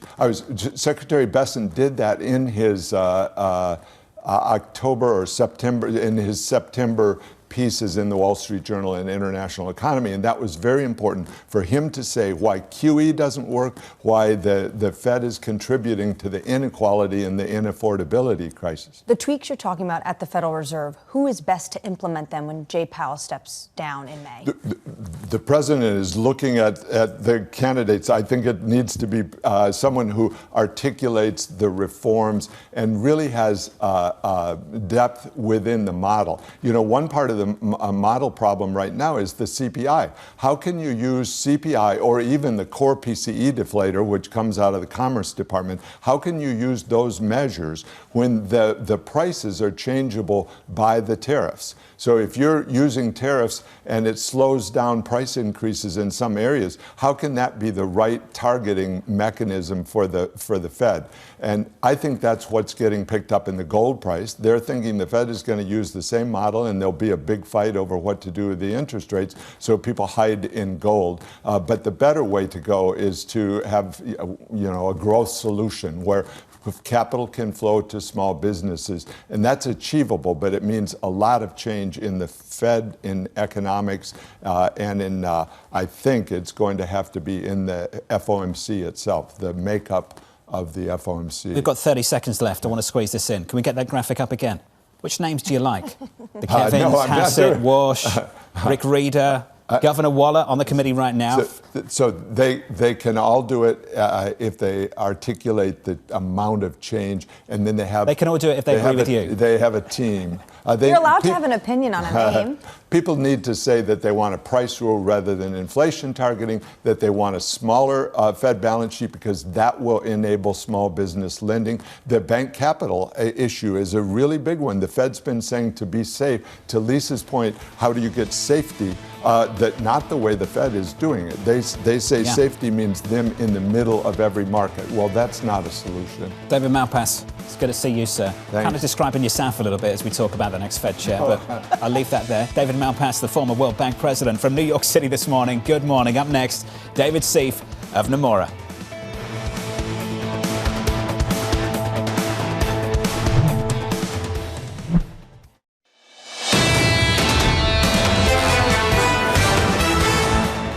Programming note, don't miss this. Tomorrow morning, 8:30 Eastern Time, the man leading a big push to cut interest rates at the Federal Reserve, Governor Stephen Miron, live on Bloomberg Surveillance tomorrow morning at 8:30 Eastern Time. Has his job got a lot harder with the limited data we'll get between now and the Fed's next meeting on December 10th? The next jobs report is the last jobs report before that meeting. The next jobs report, 60 minutes away. Into that, equity futures positive by 1% on the S&P 500. A lift across this equity market on the Nasdaq 100 higher by 1.5. With some single names this morning, some morning movers. Here's Danny Berger. Hey, Danny. Hey, John. Let's go through the big earnings we got this morning and late yesterday. Walmart shares now down about 0.5%. That's despite the fact that they beat on their earnings and they raised their guidance for sales for the second consecutive time this year. By the way, that beat $2 billion higher than what was expected on revenue. Even so, shares do fall. not that much this morning, but we have seen Walmart outperform so far this year. And as part of that announcement, they will be changing their listing from the New York Stock Exchange to the NASDAQ, reflecting what they say is a technology-focused company. Okay, but the real technology-focused company and the focus of everybody is NVIDIA. Those shares continue to do much better in the pre-market trade, up 4.9%, with a beat and confidence from Jensen Huang and the rest of them. I mean, we maybe knew this was coming, considering the hyperscalers are spending so much and spent so much in the third quarter. But those shares, again, doing better this morning alongside all of the other AI-related names and most of the tech companies this morning. Elsewhere, we also got Bath & Body Works earnings. Those did look poor. Those shares down 13.5%. The CEO there commenting, saying that it is a weak consumer who's not spending. It's the cost of tariffs. But oddly, this is a new CEO. They came in May, and his big takeaway, the reason that they aren't doing well, he blamed it on the old CEO, saying that their old strategy didn't work out. They expanded more and into non-core areas. They're going to bring things back, turn around the company. But it's the old guy's fault, not mine, John. Always blame the old boss. Danny, thank you. Danny with the latest. If you're missing retail right now, you get absolutely obliterated, and we're seeing it with that stock so far this morning. On our radar this morning, Walmart posting an earnings beat and raising its full-year profit outlook, but seeing a dip in third-quarter comparable sales for Sam's Club. The retailer also planning to move its stock exchange listing to the NASDAQ. The stock is down 0.25% this morning, and that move is notable. It is. It basically conveys that Walmart wants to be seen as much of a tech company as it is a retailer. And this comes as they're seeing real gains from their online presence, and they've been investing in artificial intelligence throughout their entire stack. And it raises this question of how much of an advantage do the first movers have if they adopt some artificial intelligence now, can use it for efficiencies, can compete on price, gain market share, and then what will it look like down the line for the retailers that are left behind? Last few years has been about the enablers. Is it going to shift to the adopters in the year ahead? Walmart's down by about 0.25% in early trading. Let's talk about the politics and the affordability issue dominating some of the retailers right now. Republican lawmakers resisting the president's proposal to send $2,000 checks to working class households next year. The White House saying the payments would come from tariff revenue, but lawmakers prefer to use the revenue to reduce the deficit. So I've gotten a lot of memes sent to me, which is the power strip and the cord on the power strip plugging into itself. So basically tax everyone with higher tariff levels and then give some of those tariff proceeds back to Americans. So what was the point of it? You talk about circular financing and AI. This is somewhat circular financing when it comes to tariff revenue raising. And Republicans are concerned because they spent an entire year going after the Biden administration for giving out checks, and they don't want to see inflation get goosed once again. Traditionally, the conservative argument would be to remove some of that friction, just cut the taxes to begin with. Yeah, well, look, that traditional, you lost me at traditional. I think that's sort of where I'm at right now. And you can understand this sort of friction right now between what's going on with the rank and file Republicans and fissures that are starting to form with President Trump after the midterm elections. And this idea of how much is that going to continue and how much pushback will there actually be some of the initiatives that people are worried that could cause inflation and were criticized under Biden. We might see some tension tomorrow. This is what I call box office tomorrow in Washington, D.C. President Trump hosting New York City Mayor-elect Zohran Mamdani at the White House. The two sides attacking each other ahead of this month's election. President Trump threatening to pull federal funding from the city if Mamdani won. And that federal funding is huge. We're talking about nearly $10 billion in 2025, 8% of the city's budget. But look, you have here on one side Jamaica Estates, a guy from Astoria. They're both Queens guys. They both love New York, but they do see things differently. And I'm not just talking about Mets and Yankees. They see things differently when it comes to how New York City should be run. And I imagine tomorrow in the Oval Office, even though incoming Mayor Mamdani is the one that requested this meeting. Good point. He knows what happens when you go into the Oval Office. He knows what happens into the Lion's Den. It is going to be, as you say, fireworks, box office. Look out for the full coverage right here on Bloomberg TV. Let's turn to the labour market. The data's not far away. Investors eyeing the delayed payrolls report due out in just under an hour. David Seif of Nomura writing, unless the September report is terrible, we think the Fed will want more current data before considering cutting again. David joins us now for more. David, good morning. Good morning. Good morning. It's good to see you. I mentioned the Governor Marin interview tomorrow morning at 8:30 Eastern time. How does that guy convince the rest of the committee to cut interest rates with such a limited pool of data between now and the next meeting? The limited pool of data is going to make it very tough. And I think, we had a number of things that could be seen as hawkish yesterday. We had good NVIDIA earnings, of course. We had a pretty hawkish set of minutes come out. But I think most hawkish of all of it was the Bureau of Labor Statistics announcing that the report we're going to get in less than an hour is the last one we're going to get prior to that December Fed meeting. It really allows the camp of hawks that were on the FOMC, and there are at least 5 or so of them, to align themselves, at least for the time being, with the group led by Chair Powell himself, who says we're driving in the fog and should slow down. And it makes it tough, at least for this December meeting, to get a cut through. Now, that alignment may fray as soon as the data come out, 6 days after the Fed meeting, but for now, it seems like it's likely to be in place. Governor Myron and Governor Waller would probably make the argument, why wait? We shouldn't be reactive. We should be looking forward here. And as a problem, we're close to stall speed on jobs growth. Neil Dutter of Renmac put this out in the last few days. The Fed is comfortable being reactive, waiting for things to be obvious before deciding to do something about it. Not great. Is that your view on their current stance? Is it so-called not great? I think when we look at how much data are out there, there's so little out there right now that you might not want to hold the Fed to the same standard as in normal times.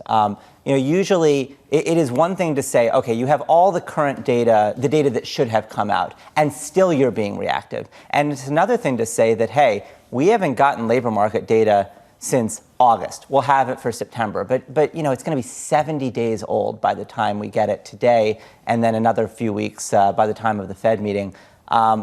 That's a harder sell in this specific moment. And it's why this, what I'll call temporary coalition of the hawks and the driving in the fog people, it may well really last through December.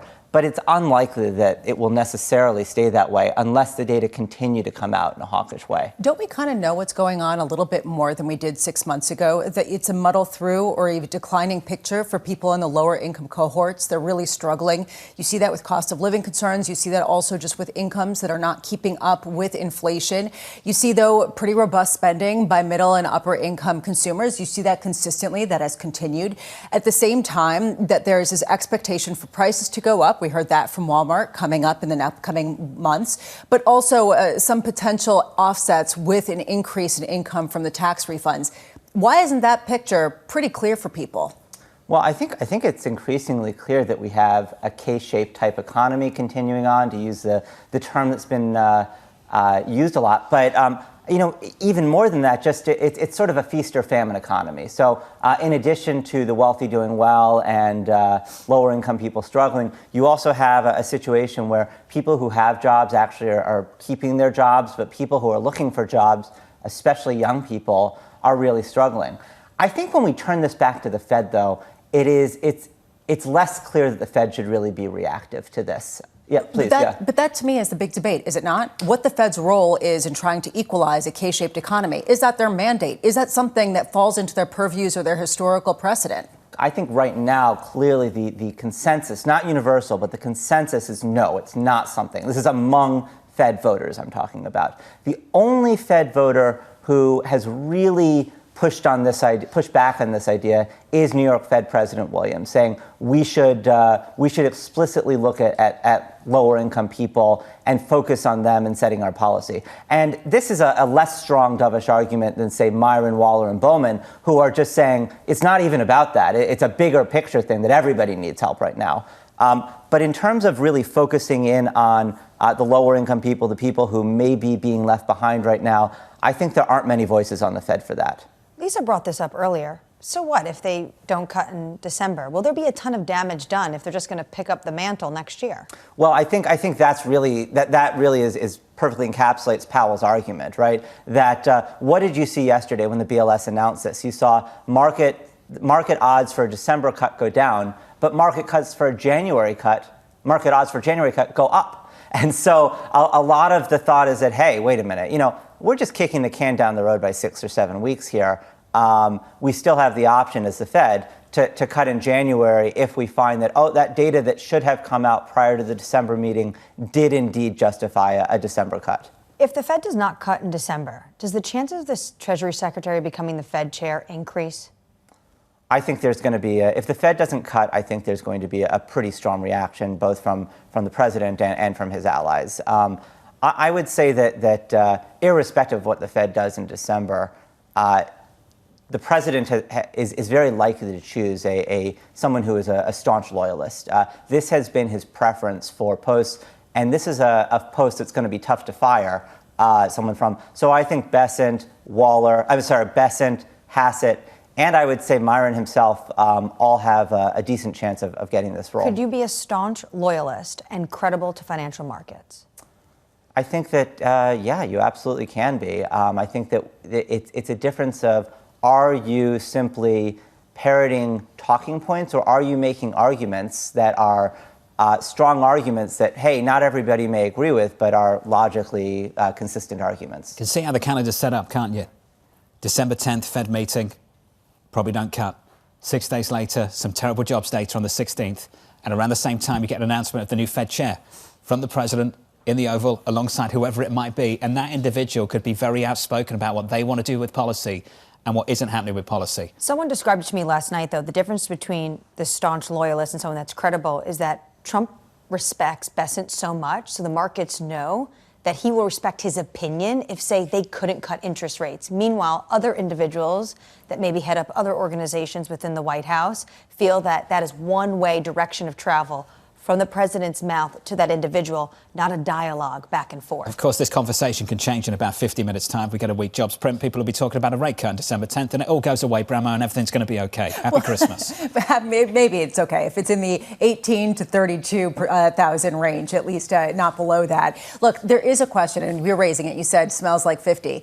And I do wonder if you have the trajectory you just talked about, no rate cut, terrible data, then a new Fed chair who is announced, whether the odds of a 50 basis point rate cut in January skyrocket. And I think that is a very astute point. David, it's good to see you. Thanks for dropping by. Thank you, sir. David Seif there of Nomura. Let's get you an update on stories elsewhere.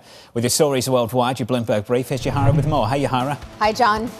A BlackRock portfolio of private credit loans has performed so poorly that the money manager waived some management fees, a rarity in the credit world. The portfolio value declined enough to breach an over-collateralized test. BlackRock declined to comment. Meanwhile, President Trump is signing a bill directing the Justice Department to release all records tied to the late disgraced financier Jeffrey Epstein. President Trump had resisted the release, but over the weekend told Republicans to support it. He's hoping to dismiss scrutiny of his relationship with Epstein as a political distraction. And Meta's AI pioneer Yann LeCun is officially leaving the company. Sources telling us here at Bloomberg, LeCun started his own company. Meta is planning to partner with his startup, but details are still being finalized. LeCun is known as one of the godfathers of the AI industry and reportedly openly criticized Meta's AI strategies. That's your Bloomberg Brief. John? Yahara, thank you. Appreciate the update. Up next, a tale of two consumers. The consumer has been struggling for a while, especially on the lower end. That upper end spend has really been able to carry things. Not so much for the retail sector, because as a whole, they need more than just the upper end, except the very high luxury stuff. Up next, we'll catch up with David Bellinger of Mizuho from New York City. You're watching Bloomberg TV.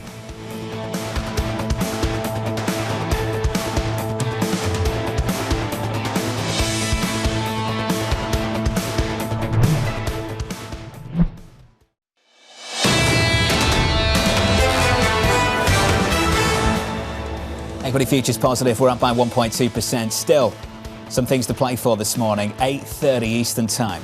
The jobs report just around the corner. Following some really decent numbers from Nvidia, that's got the stock market higher by 1.7% on the Nasdaq this morning. Under surveillance this morning, a tale of two consumers.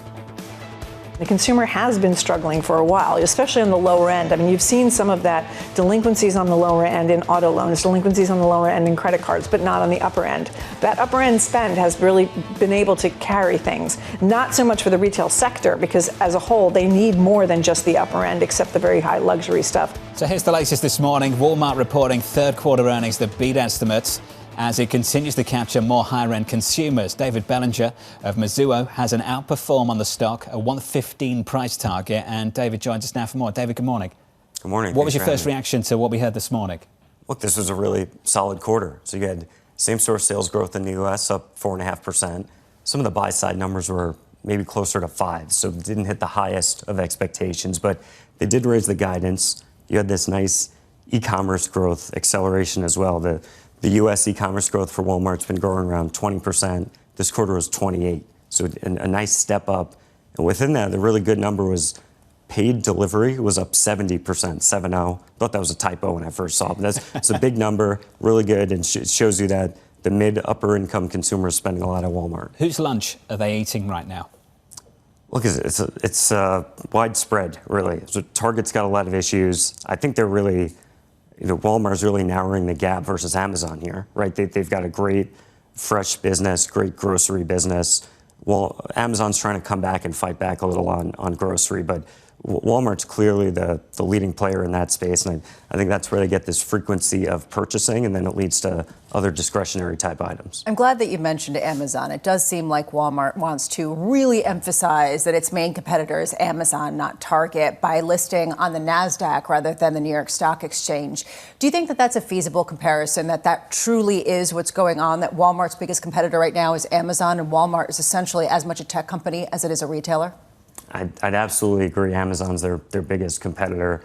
Walmart is a retailer. I know they try to talk about themselves as a tech company. They're incredibly tech-enabled, right? Very, very well ahead of the game versus others. One thing that we spent a lot of work on is this agentic technology and agentic shopping and what that could mean. And Walmart's really going all in on this, spending a lot of time, a lot of resources. Amazon's been pretty opposed to this initially, that maybe they want to protect their advertising business. It's $60 billion plus of revenue, really high margin.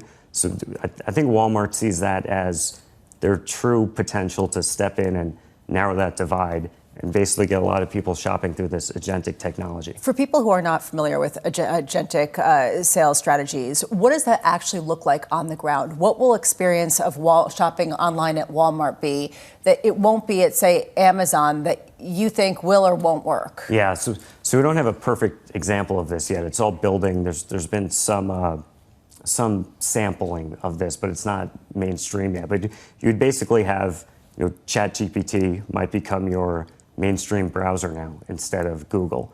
And you type in there, hey, I've got a 7-year-old daughter. She wants to have a K-pop Demon Hunter's birthday party. What do I need for 15 kids? And it'll tell you everything you need. You could have a one-click checkout to Walmart. Things like that, or they'll even preemptively order your groceries for you. So Walmart might know when you're out of milk and eggs before you do, hit you with a preemptive order, and you're basically a Walmart customer for life. I think what could really push this over the hurdle is Walmart Plus is $98 a year, this membership they have. If Walmart were to introduce a ChatGPT Plus membership as a perk of that, a $20 a month value, I think that would push a lot of people into at least a trial of agentic when the technology's right. Maybe that's 6 months from now, maybe that's 12 months from now. That soon. If that membership perk comes out, I think you could drive a lot of attention to it. Will other retailers follow? They should. It seems like everyone's going down this path. Yesterday, Target announced an OpenAI partnership. So we're seeing more and more of it. But Walmart's clearly one of the early leaders, one of the first to do this, and they're pretty much ahead of the game at this point. How have they been dealing with the policy uncertainty around tariffs in Washington? Because most recently, we got tariff reductions on a number of food items, and Walmart basically is America's grocer. I think it's 60% of Americans shop there for their groceries. Yeah, that should definitely help. So a lot of the tariff dynamics have been changing by the minute, right? And what Walmart's done really well is they're passing along the cost in these discretionary items, not really touching the food category. So that they protected that really well, unless you have a specific tariff on bananas or something like you have to raise that price. But the discretionary items is where more of the price increases are coming. And what Walmart's done really well is they've taken their inventory levels down very tightly so that you don't have this inventory risk, this markdown risk in the next year. And they've also pushed a lot of consumers into their marketplace where they don't own that inventory, right? And they'll push the inventory risk over to those marketplace suppliers. If there's an item selling really well, they'll go and buy all the inventory out from the marketplace suppliers and take the risk, but they know it's moving, basically. Can we finish on leadership? Sometimes it's difficult to draw a distinction between a company and its leader. Can be good, can be bad. I think of JPMorgan and Jamie Dimon, Disney and Bob Iger at the moment. What is Doug McMillon to Walmart, and how are things going to change under John Furner? Yeah, Doug has been huge. He's, in our view, the most consequential leader at Walmart since the founder and Sam Walton. And they've got an incredibly deep bench, though. So you got John Furner. He's going to step into the CEO role early next year. He's been the head of the U.S. business for 6+ years. I think he joined Walmart in 1993. So he's been around for a long time. We're not worried at all about this leadership transition. We see it as Doug basically going out on a high note here and handing over the reins when you're switching to this, AI-based Walmart, this agentic Walmart. He's the right guy to take over now. We don't follow the company as closely as you do. I just wonder if it came out as a surprise to you in the last week or so, because it certainly did to us. Did it surprise you that he's stepping down? Yeah, Doug's 59, but I thought he might stick around for a couple more years.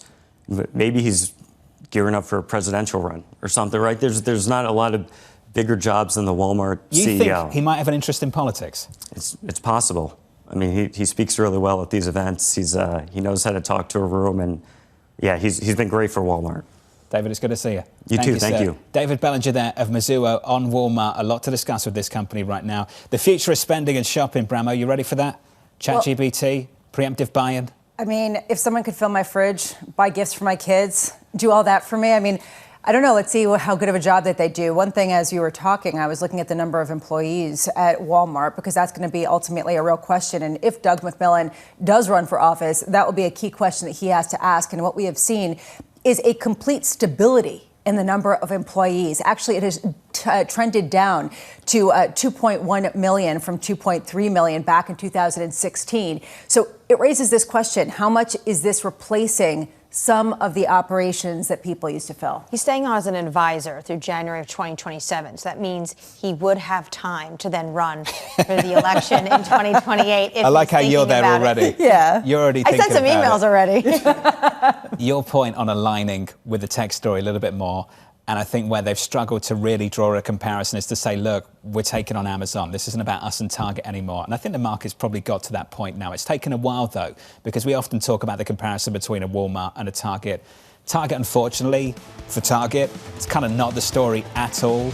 Walmart's looking firmly elsewhere. Real question now is, how are they going to expand on the entertainment side of things, the cloud? What extra steps are they going to take in this tech metamorphosis? So this is weird, isn't it? It's a week away from Thanksgiving, which feels strange. I don't know where that's come from. And it's 34 minutes away from a payrolls report on a Thursday. All of that's still to come in the next hour.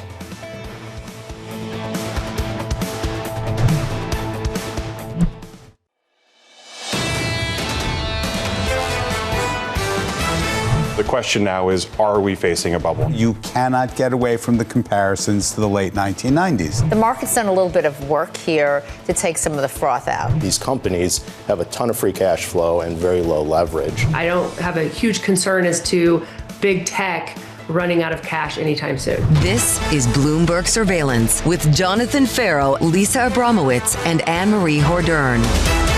This is it. It's Payrolls Thursday. It's the last jobs report before the Fed's next meeting. Live from New York City this morning. Good morning, good morning. For our audience worldwide, the third hour of Bloomberg Surveillance starts right now. Your scores look like this. Equities up by 1.3% on the S&P 500. The Nasdaq up by 1.75. Thank you, Jensen. Thank you, NVIDIA.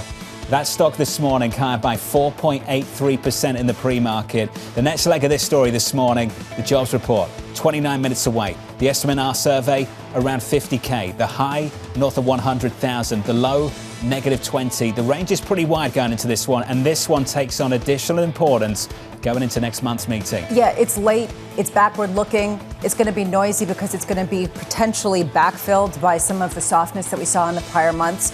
And yet this is it. After this, we get retail sales on November 25th, this retail sales from September. And then as far as first tier data, we get what, jolts? I mean, other than that, we don't really get much because we don't get the November payrolls report, any of the CPI reports, and yet the Fed has to make a decision. Fed's got to make that call, and the Doves have got to convince the rest on the committee to make a move. Tomorrow morning at 8:30 Eastern Time, Governor Myron's going to join this program. Governor Myron's got a tough go of it right now to convince the others, the holdouts, the hawks, that they should reduce interest rates.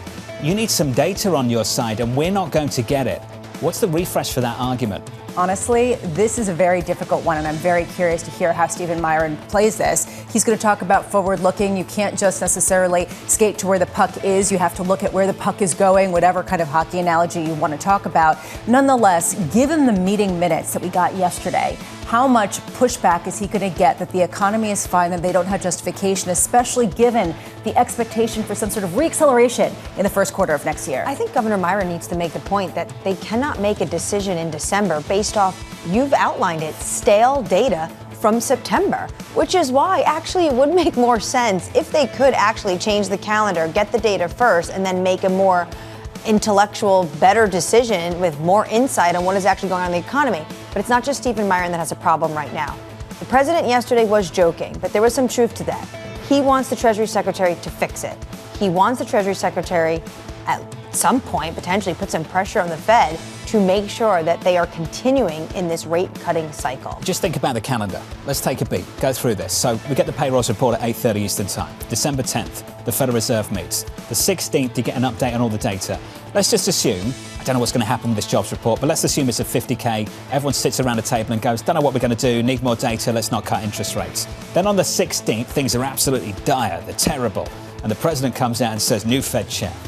Here's the replacement. I'm making an announcement. We've got a new Fed chair. That's the fireworks. I know, like I'm writing a movie script right now for financial markets, but that's the fireworks potentially into year end around this story. Well, I'll add to the fireworks. The plot continues that in January, with the likelihood of a 50 basis point rate cut skyrocketing and potentially following it up with additional such moves later on, especially if they can make the argument, whoever the new Fed chair is and some of the compatriots on the FOMC, that actually they have been too late and they need to play catch up. So there are a lot of aspects to this movie. Nonetheless, the fireworks will be there. Stay tuned.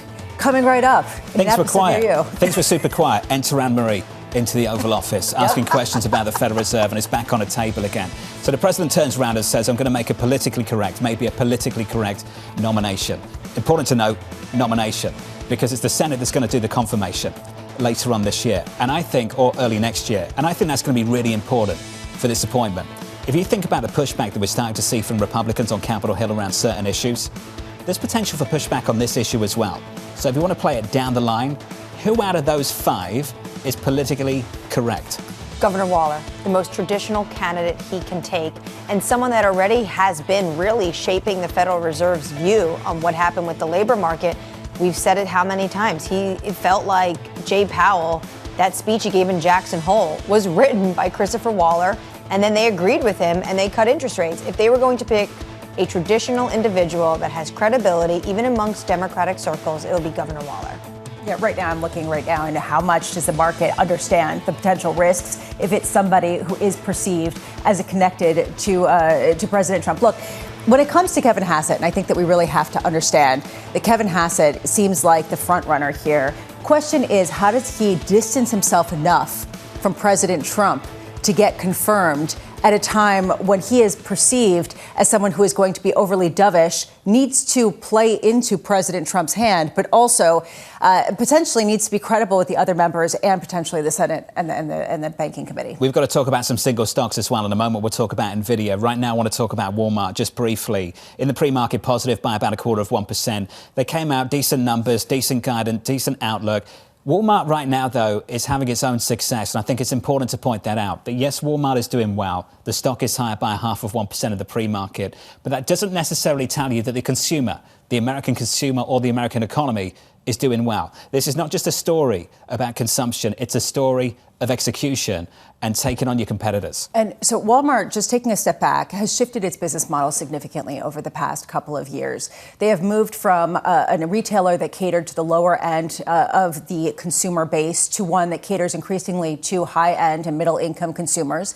It has invested heavily in technology and wants to be seen more as a technology company, or as much of a technology company as it is a retailer, thus the move from the New York Stock Exchange to the NASDAQ. Now there is a question of how much share they're gaining and whether we can really get a macro read from some of their earnings and extrapolate that out to what's going on with the consumer and the way that it had been in the past. What they are telling you is they are seeing that weakness in the lower end. They're seeing ongoing strength in the middle and the upper end. They are gaining share, competing on price, but still having to raise prices.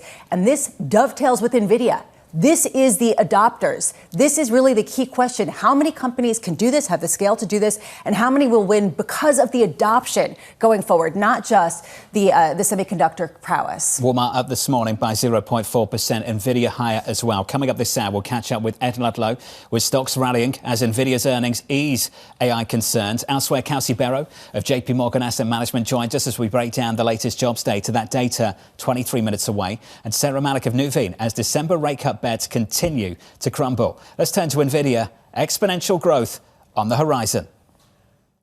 We're growing some 60% a year. Just quarter to quarter growth of our company is $10 billion. We grew an entire size of a company just from in one quarter. You're seeing an exponential growth in the amount of compute demand necessary for AI. So here's the latest. The Nvidia CEO, Jensen Huang, speaking to Bloomberg TV following the chip maker's earnings report. Shares soaring in the pre-market by more than 5%. The man himself, interviewing the man himself, Ed Ludlow, joins us now for more. Ed, good morning, buddy. Great job yesterday evening. What stood out for you?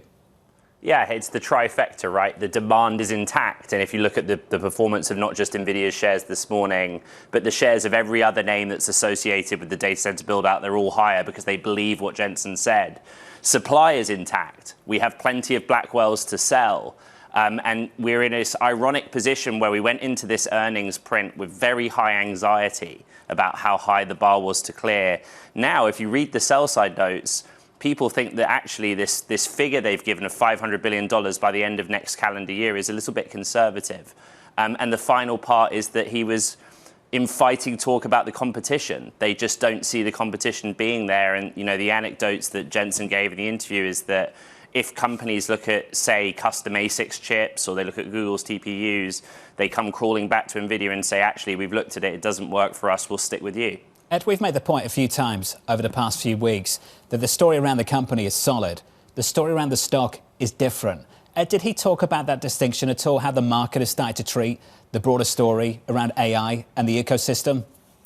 Yeah, I mean, disputing an AI bubble, saying, quote, we see something very different. That's not new, though, right? We had the opportunity to ask him point blank about an AI bubble on October 28th. And the argument that he's making on the valuation side is not the same as the market's one about the strength of balance sheets and cash flows being different to the dot-com era.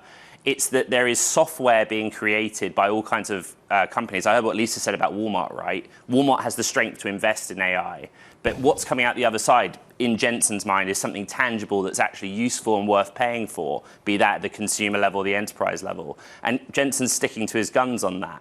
And so, are we in an AI bubble? To his mind, we're not, because he sees revenues at all the people that have invested in his technology. At this point, though, Ed, you have to wonder whether the price of some of these chips, in particular Blackwell, as well as the Rubin chip that will be coming out, how much it is cost prohibitive to most of the potential adopters to really enable them to move into the next phase of AI adoption, right? I mean, this sort of goes to the question of why they need to finance some of their potential buyers, because it's so expensive to get these chips in any kind of quantity. Yeah.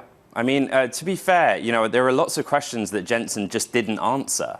So I basically said to him, are you sure that OpenAI is good for it? And his response is, well, we're being disciplined in our approach where we invest, where we see there'll be a return. But he didn't really answer the question. OpenAI has $1 trillion of commitments around the world over a long period of time. And how they finance it, to NVIDIA's mind, they might say they don't care. But there is a concern around that side of the bubble.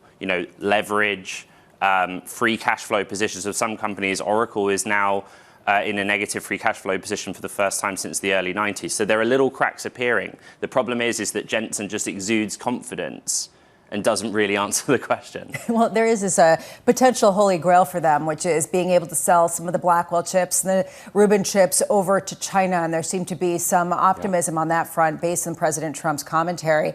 How feasible do you think that is? Yeah, this is still the balancing act that Jensen Huang is pulling off. The base case assumption is zero revenues from China.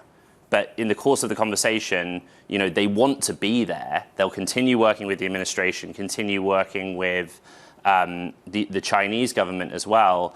But in the immediate term, the news flow of last night was more really about the Middle East. You know, the Commerce Department has allowed them to sell those chips or transfer the chips that were as part of the president's visit and delegation earlier in the year.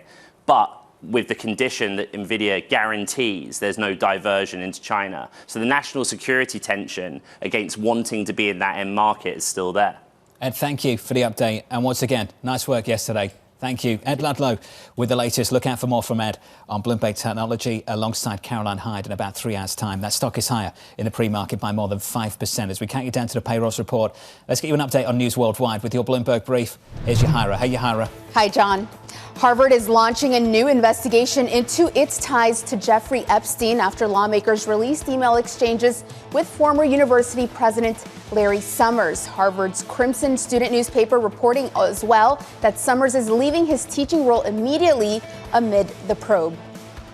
Meanwhile, President Donald Trump joked that he would fire Scott Bessent if the Treasury Secretary doesn't help secure lower interest rates. Speaking at a U.S.-Saudi investment event, Trump saying the only thing Scott's blowing it on is the Fed, adding rates are too high, Scott, and if you don't get it fixed fast, I'm going to fire you. And speaking of, President Trump is preparing to sign an executive order that would allow the Justice Department to sue states over AI regulations it deems unconstitutional. The draft order seen by Bloomberg directs the Attorney General to establish a task force that would challenge state AI laws. That's Bloomberg Brief. John. Yahira, thank you. More from Yahira later on this hour. Up next, we'll get you some morning calls centered around one stock, NVIDIA. Plus, we'll catch up with Kelsey, Berro of JPMorgan Asset Management. As we count you down to the payrolls report, we'll get a preview from Mike McKee. That data, 16 minutes away. Live from New York City this morning. Good morning.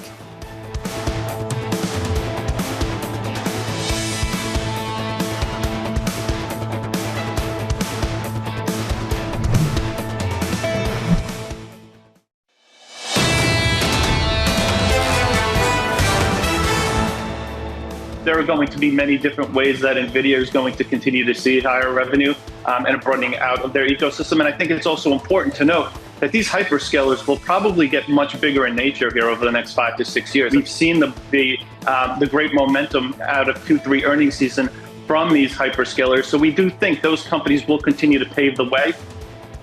That was Angelo Zino of CFRA on NVIDIA earlier on this morning. The numbers yesterday afternoon pretty decent. The guide strong. The market off to the races into the opening bell, up by 1.3% on the S&P 500. On the Nasdaq 100, up by 1.8. Let's get you some morning calls this morning. One stock in focus, the big one, NVIDIA. First up, JPMorgan raising its price target to $250, seeing the company gearing up for further significant upside to revenues. Elsewhere, Wedbush raising its price target on NVIDIA to $230, saying its results and guidance match buy-side hopes. And finally, Evercore raising its price target to a street high, $352, noting increasing inventory and supply commitments. The stock is up by 5%. So the AI trade this morning is doing okay. How's the economy? This from Walmart just moments ago. Lower income households are under additional pressure. That ain't new.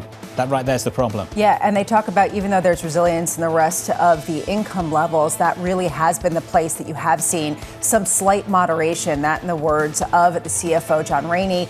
A real question here about how the Fed addresses this. And increasingly the question is that the Fed's role? And will cutting rates help or hurt some of the inequalities that become evident in all of the retail earnings, but especially these from our Walmart? Walmart up by 1.2%. Jobs data around the corner. Let's stay on the economy. The payrolls report just about to cross in about 13 minutes' time. Bloomberg's Mike McKee has a preview for us. Good morning, Mike. Good morning, John. You ever go to your refrigerator and there's something in the leftover container and you don't know how long it's been there and you don't know if it's good? That's kind of where we are here. It's been about 50, 60 days since the September data were collected. And so it's a little bit stale, or maybe a lot bit stale. We'll find out at 8:30. Go back to the day before, which would have been September 4th, it's supposed to be released. And here's what we were expecting. At the time, 51,000 jobs. The consensus today hasn't changed. I guess nobody figures they know anymore. ADP, if you remember, in September came at minus 29,000. And the whisper number on jobs day in September was for 75,000. So we've got a wide range there of what it could be. We will get an unemployment rate. It's not expected to be any different, 4.3%. So, guys, it's kind of a question of how bad the leftovers are. Yeah, I guess if they're bad, they might influence thinking about the Fed. But if they're as expected, this one will just sail off into the night. Not my apartment, not my refrigerator. Mike McKay, as you were speaking, Annmarie was pointing at me. That thing's orderly. Everything's lined John's up. apartment, just a side note, John's apartment is insanely organized. Maybe me, because I go on a lot of trips, sometimes I extend them. You said I've got time. To line up the yogurt. I do come home and end up having all this stale goods. Don't forget, this is a employment report for my household. We also get jobless claims. So that's going to matter today because it's the first one, actual one calculated by the Labor Department since the shutdown began. So that will give us something new at 8:30. Something fresh. Mike, thank you. Thanks for getting us back on track. We appreciate it. Kelsey Berro of JPMorgan Asset Management has this to say. While the Fed may have been uncomfortable with the lack of government data, our conclusion from the information that is available is that the labour market continues to gradually weaken. Kelsey joins us now for more. Kelsey, good morning. Good morning. Looking forward to having you through the jobs number in about 10 minutes' time. Let's talk about that jobs number. Is it stale? Does it make a difference to the debate on December 10th? Well, if we look at it, it's been 76 days since the last jobs report. So if anything was in my fridge for 76 days, I would say, that's stale. Now, I think the most important thing that we've learned over the last 24 hours as it relates to the rates market is the new BLS schedule. So the fact that the Fed is not going to see the October or November jobs report until after the decision. And as a result, probabilities that the Fed is going to cut in December has come down. Now, I'm going to go into a little bit of what the Fed could do or will do versus should do. Now, what they will do, I think, is probably skip the meeting unless we get a really poor payrolls report today, because of the lack of data, because they are, quote, flying blind. But I don't really believe they're flying blind. You know, we've all been in planes. You go in a plane, you fly through clouds, you fly through fog, right? If I'm not a pilot, but I'm pretty sure that when a pilot is flying a plane, they're not looking out the window, right? They have all of these technical radars and instruments that they're using. And honestly, I think that there is enough data out there for them to assess the labor market. And as I said in that opening, to view it as generally weakening over time. And that's even if this jobs report today comes out a little stronger. And if we were to do a whisper number, which I know we don't have for today's number, I would say it feels like the market is prepared for a modestly stronger number relative to what's on the echo screen for consensus. So let's say it is moderately stronger and you don't get a 25 basis point rate cut next month. Does that mean that a 50 basis point rate cut in January is more likely? I don't think so. I think that they feel moving gradually is appropriate, particularly when you're so close to neutral. So I think that if they do skip, we're still looking for 25 basis point rate cut in January. The market has been very efficient in terms of its repricing. So the past few days, you've seen the probability of December go down. But all of those rate cuts have really just been pushed into 2026. And the terminal rate for the Fed funds rate hasn't actually changed very much. So it's still around 3.1% approximately. So the market is really looking at this as a skip, not a pause, not a hold. And I think that the dot plot is also going to communicate that, meaning even if they don't cut in December, the 2026 dot is going to be below the current Fed funds rate. I don't want to go back to this, but the idea of the expiration date of the food in your fridge, 76-day-old Wonder Bread or canned beans are very different than 76-day-old strawberries. And I just wonder how useful it potentially could be. Even if maybe you don't want to eat it, you could eat it and not get sick. I mean, is there something in this jobs data that's going to be relevant to how you see the trajectory for the Federal Reserve? Yeah, absolutely. But what I would say is if you look at the NFP chart, you pull it up on the Bloomberg terminal, you type in GP, what you're going to see is a sawtooth pattern, right? The jobs numbers don't go in a straight line. You have a slightly hotter, you have a slightly weaker. You have to focus on the trend. And so that's what I'm going to be focused on in a few minutes' time. I'm going to be looking at what the 3- and 6-month moving averages are. I'm also going to be looking at how much of the jobs are cyclical versus acyclical. So most of the hiring that we've been seeing really in the last 6 to 12 months has been acyclical hiring. Which is, I think, an indication of the fact that the labor market under the surface is a little bit more squishy. Why that matters for the Fed, it doesn't mean that they need to do emergency cuts, but it does mean that if they do continue to cut, it doesn't threaten their inflation mandate. And that's really, the question here is if they continue to cut, does that threaten their ability to get back to 2% on inflation? And we would say no, that we're not really seeing evidence in the cyclical sides of the economy that wages are reaccelerating or the labor market is retightening. From your view, how political has December gotten? I'm not sure it's gotten particularly political. I think this is actually more about the fact that we are getting close to estimates of neutral. And so every single decision from here on out just gets harder. And to be fair, it is harder for them without some of the data that they had. So I wouldn't necessarily say it's more political. I just think that it's a tougher part of the economic cycle to try to determine what's going on. Annmarie asked this question earlier on. I'd love your view, your opinion as a market participant, how you would react if they delayed the meeting until after the data dropped on December 16th.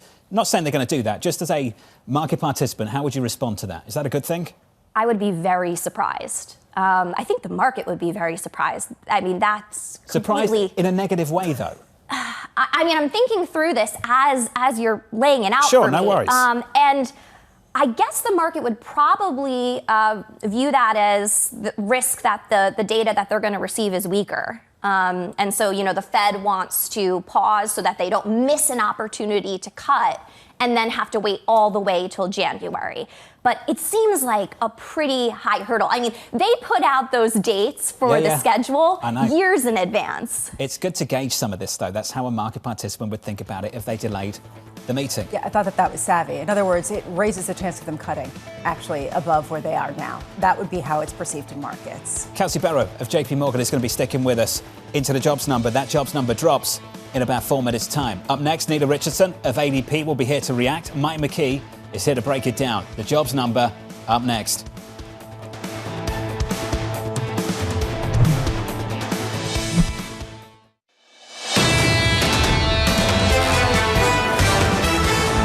So here it is, a delayed payrolls report drop in on a Thursday. Very strange stuff. The September jobs report, which turns out to be the last jobs report before the December Fed meeting. This is where we're at. The jobs report just around the corner. Equity futures near session highs, up 1.2% on the S&P 500, up by 1.7 on the Nasdaq. In the bond market, yields look like this: 2s, 10s, 30s. Yields higher at the front end by a single basis point. With a jobs number, here's Mike McKee. Good morning, Mike. Good morning, John. 119,000 jobs during the month of September, better than the double, basically, the forecast of 51,000. So it turns out to be a pretty good number for the month, and the unemployment rate comes in higher, 4.4%. So an argument on both sides of the employment mandate there. Labor force participation rate at 62.4% goes up. Average hourly earnings, 0.2% is lower than the 0.3 forecast and the 0.3 in August. On a year-over-year basis, that's 3.8%. There's some base effects in there. And average weekly hours, 34.2. The change in private payrolls, 97,000. That's up from 38,000 in the month of August. They don't list any necessarily revisions at this month. I'll have to go deeper into that number to see if we have that. The September number of 119 comes after a minus 4,000 in August. August revised down to minus 4,000. So that is a change definitely in the outlook for the labor market. And that may have an impact a bit on Wall Street. Jobless claims come in at 220,000, lower than the 227 that was anticipated. Doesn't tell us what the prior week was, but it does suggest that things are okay. Here we have the continuing claims, 1,950,000. So that is lower than the last time we got it, which is 1,974,000. Philadelphia Fed business outlook is the other number that we got, negative 1.7. That's better than the negative 12.8 that we had in the month of October. October. That's not a government number, of course, so it is up to date. So overall, it's kind of a mixed picture on the employment report. Good news in terms of the number of jobs in September, but not on the unemployment side. Mike McKee, thank you, sir. Stay close, take a beat. We'll go through the market action. So this is the reaction about 2 minutes after the jobs report dropped. Equities near session highs at 1.5% on the S&P, on the Nasdaq up by 2%. In the bond market, look at what bond yields are doing. And we'll get into the why. We're down 3 basis points to the front end of the curve. 10s are down by 2.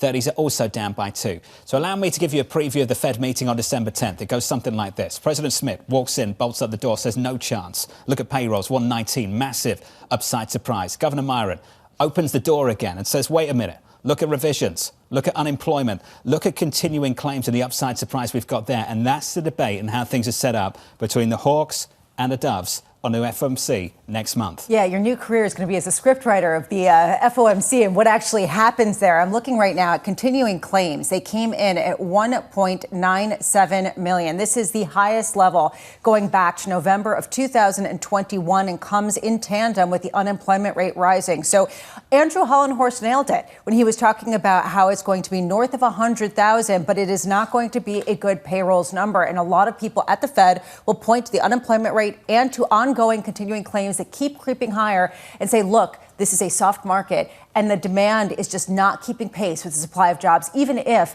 it is somewhat smaller than it has been in the past. Mike McKee, you want a second beat. What do you see? Well, we're looking at some of the categories here, and we see that construction jobs were up by 19,000. In August, they were down by 14. Goods producing overall, 10,000. So manufacturing falls by 6,000. Trade and transport by 2,000, and it looks like professional and business services down by 20,000. The real strength in education and health, as always, 59,000 gains. Leisure and hospitality gained 47,000. Government gained 22,000, and that may be somewhat of a diversion because, of course, in October, a lot of people fell off the payrolls who had been fired earlier by DOGE. I think the one number that stands out, though, is that August we lost 4,000 jobs in the revision. That's going to mean that we were set up for a definite weakening, and maybe we got a bit of a bounce back in September, but it's going to make the October numbers that we will get in terms of number of payrolls much more important. Mike McKee, thank you, sir, with the latest jobs report. If you are just joining us, an upside surprise on the headline number, but plenty of nuance beyond that. Slightly wonky, but another number that's interesting is 80.2%. Here's what's coming from the BLS today. The September estimates from the Establishment Survey include both data collected on a normal schedule prior to the shutdown and also September data that businesses self-reported electronically during the shutdown. As a result, the Establishment Survey collection rate, 80.2%.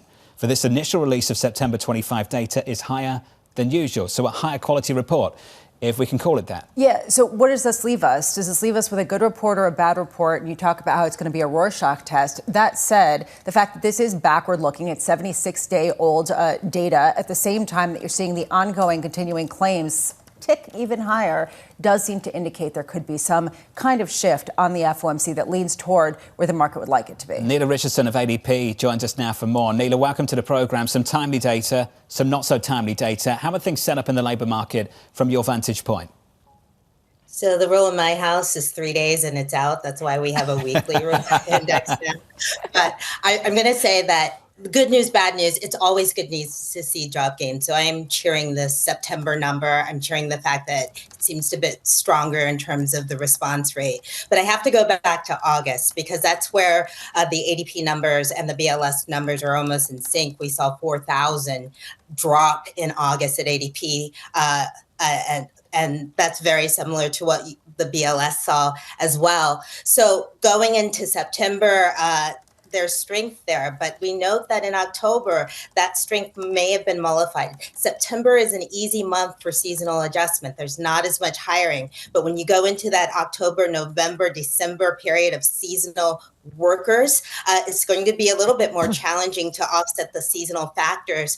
And to note, the private sector was driving this jobs report, but it was the consumer-facing private sector that really carried the water in this jobs report. So goes the consumer when it comes to healthcare, when it comes to leisure and hospitality. So goes the labor market. The connection between the consumer and the labor market has never been stronger when you look at this report right now. Nela, given that backdrop, does this give you the justification in your head for the Federal Reserve to cut rates next month? If you could just sort of go there and get a sense, is this a strong read or a weak read in your view?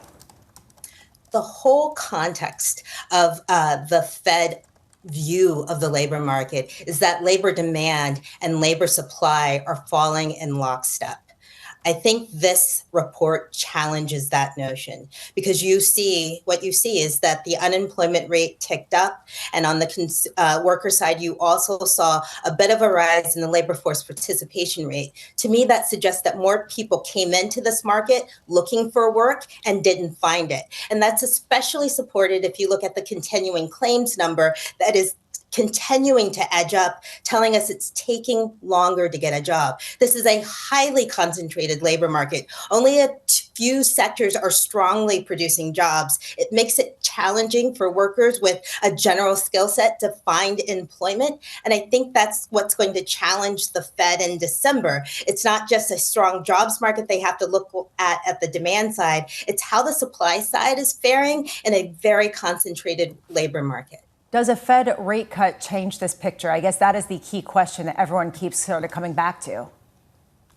Well, if this data is backward looking, a Fed policy move is very much forward looking, right? We won't immediately see the effect of a rate cut on Main Street. It will take several months for that apparatus to trickle in, especially when you look at the key way that Fed policy transitions into Main Street is through the borrowing markets, through the credit markets. Are consumers positioned right now for those big ticket purchases, a house, a car, a refrigerator, that really drives the labor market forward in terms of new hires? I think when you come to the holiday season, that's where the rubber meets the road. That's where the disconnect between the wealthy consumer and the low-end consumer really matters, because if that low-end consumer, that low-income consumer can't purchase in the same ways they do over the holidays generally, then we won't get the growth factor leading into the first quarter of the year.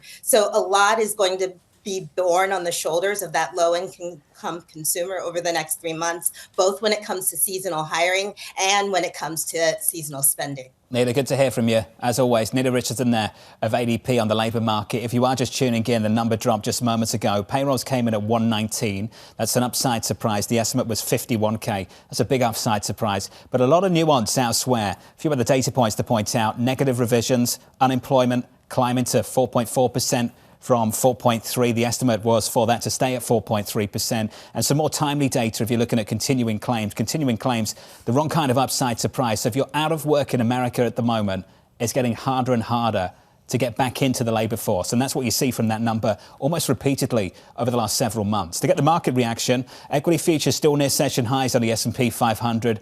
And on the Nasdaq, supported by decent earnings from Nvidia. Bond yields off the back of this initially lower. They stay lower, down by 3 basis points on a 2-year at 3.55. Kelsey Berro of JPMorgan still with us. Kelsey, you've had 10 minutes to go over these numbers. What jumps out to you? Yeah, so first of all, on the market reaction, clearly the market was somewhat prepared for a stronger number as it relates to September. But then what you had in the mix of it is a number of things that pointed to less strength than just the headline number alone. So to me, the things that stood out were the unemployment rate moving higher, and on an unrounded basis, that actually moved to 4.44. So not far away from 4.5. So, that's a meaningful thing to me. Continuing claims, also new cycle high. As you mentioned, it means it is harder to find a job. And then the third thing I would say is the concentration of job growth is still very high. So As I see it, 59,000 jobs created in healthcare and education, which is an acyclical area of the economy.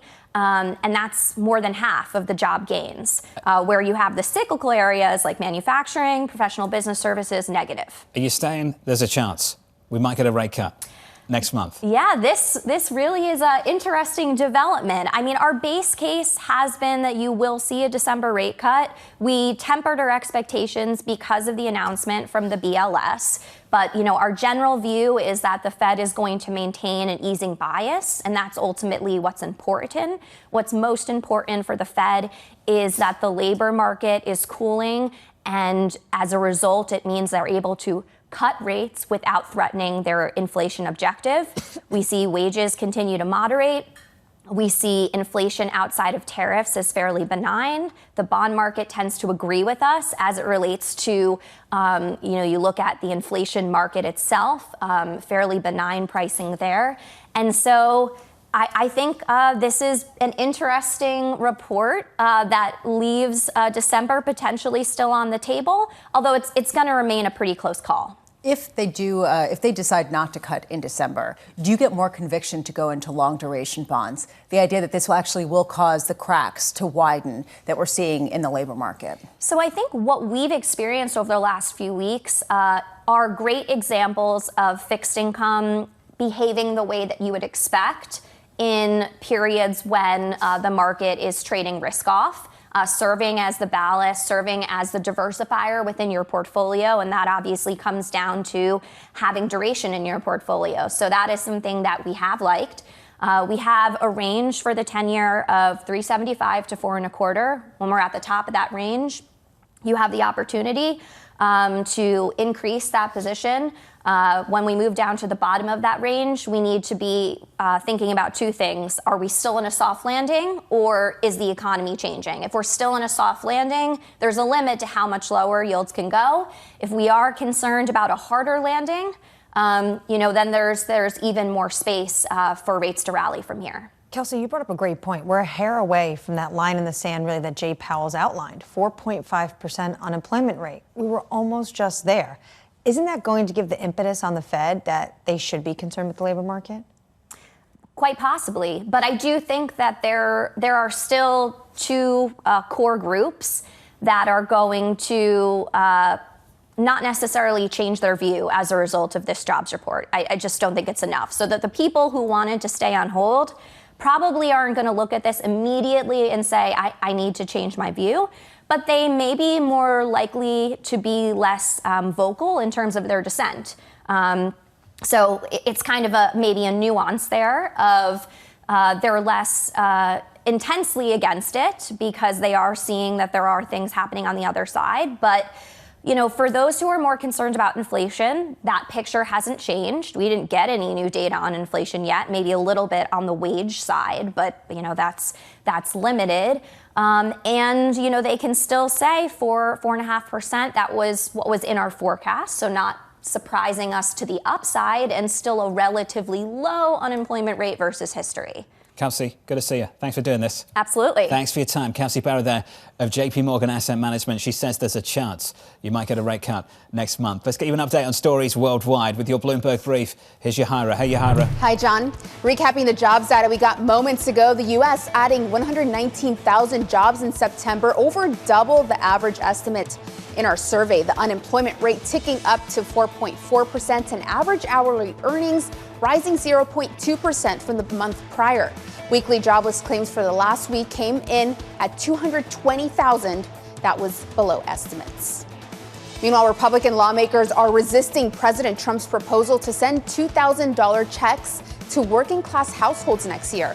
The White House says the checks would be funded by tariff revenue, but lawmakers prefer to use the money to reduce the deficit. And New York City Mayor-elect Zohran Mamdani is visiting President Donald Trump at the White House tomorrow. The meeting marks the first time the two leaders and political polar opposites will come together since the election to discuss how they can work together. President Trump threatened to pull federal funds for New York following Mamdani's election. That's your Bloomberg Brief. John? Yahara, thank you. Thanks for this morning. Up next, Sarah Malik of Nuveen on the odds of a December interest rate cut. Plus, Danny has your morning movers. AI stocks rising across the board following Nvidia's blockbuster earnings report from New York City. You're watching Bloomberg TV.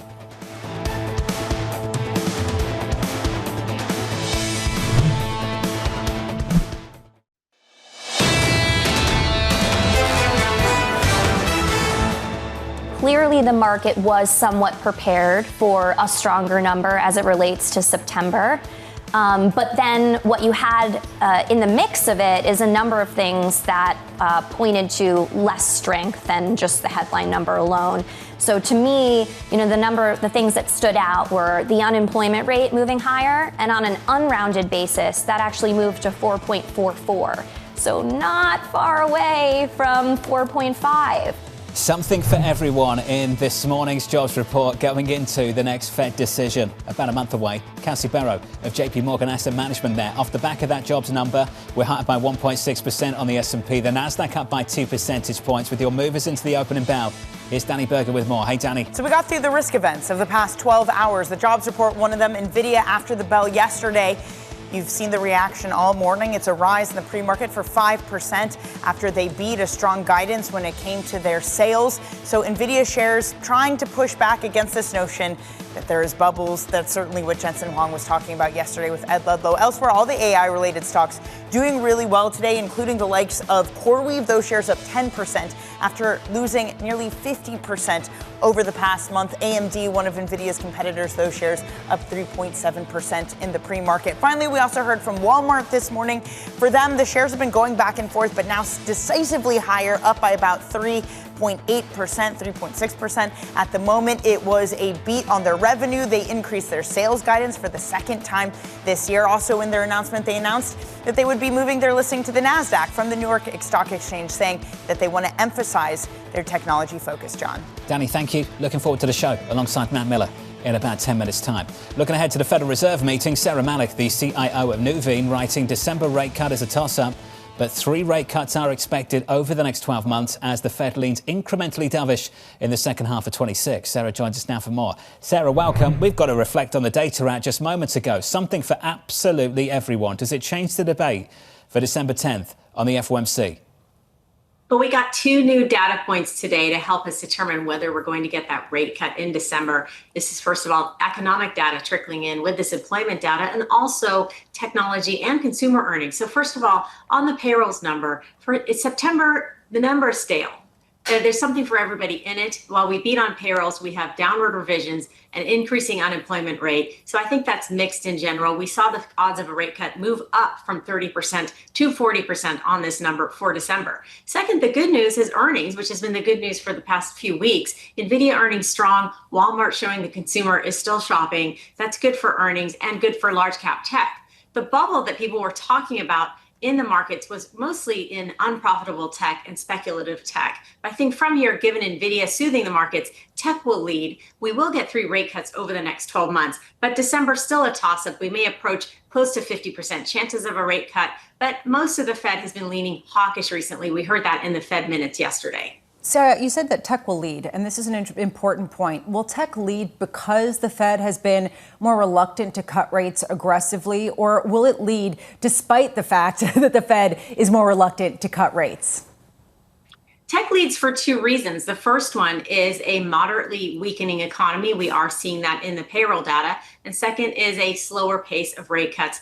The moderate growth is good for tech because they have their own structural drivers. Artificial intelligence is alive and well. We can debate when will we see the ROI on all of the dollars spent on AI, but we will see AI continue to increase productivity for companies and eventually boost their revenues. That's the main structural driver for technology stocks. And I think they will continue to lead from here unless the economy shows significant signs of accelerating or the Fed dramatically decreases rates. Talk about timely. Speaking of the labour market, this from Verizon just moments ago. Today, we will begin reducing our workforce by more than 13,000 employees across the organisation and significantly reduce our outsourced and other outside labour expenses. Sarah, efficiency and operational efficiency, is that going to be a big theme for next year? I think two themes will be for 2026. First of all, is that efficiency because of artificial intelligence. Every company seems to be talking about that. And also, because of inflation, we're hearing more and more about affordability and actually some decreases in tariffs in areas like beef and coffee. Is the economy still affordable for the consumer? Hearing a lot out of Walmart on that today. Those are two themes I think that are bubbling up and will continue through 2026 as we talk about how are we going to incorporate the value of artificial intelligence into our business models. Sarah, just before you go, top picks right now into the new year. What are they at the moment? We love infrastructure. Infrastructure has tailwinds, more building in the United States, shift to artificial intelligence, and electrification of our economy. One stock in particular, NiSource, an Indiana-based utility, will be a nice play on this. It's one of the fastest growing utilities in the region. And we also like more conservative stocks that grow their dividends, dividend growers also. And NiSource is one that pays a 3% dividend yield. Very cool. Sarah, thank you. Good to hear from you. As always, Sarah Malik there of Nuveen. Danny put it well. The risk events are over. They're in the rearview mirror now. We've had the jobs report, we've had Nvidia, we've had Walmart. Can we open the door to a year-end rally, or do we need more? Well, we need the post-risk event spin, which is clearly what is going to happen and is going to happen. We are getting word from Beth Hammack, for example, of the Cleveland Fed, where she says she's very concerned about a potential financial stability risk should the Fed cut rates into an economy that's okay. Look, you can pick your poison with this, and ultimately the swing voters on the Fed are going to make the biggest difference. There's something for everyone, as Jonathan and you have been saying this entire program. I think Governor Myron tomorrow is going to be leaning on 4.44% unemployment rate. We are just a hair away of 4.5% and continuing claims going up. Coming up tomorrow, Cameron Dawson of New Edge Wealth, Stuart Kaiser of Citi, Gil Luria of D.A. Davidson, and that guy right there, Fed Governor Stephen Murray, joining the program at 8:30 Eastern Time. Looking forward to that. From New York City this morning, good morning. Thank you for choosing Bloomberg TV. Have a wonderful day. This was Bloomberg Surveillance.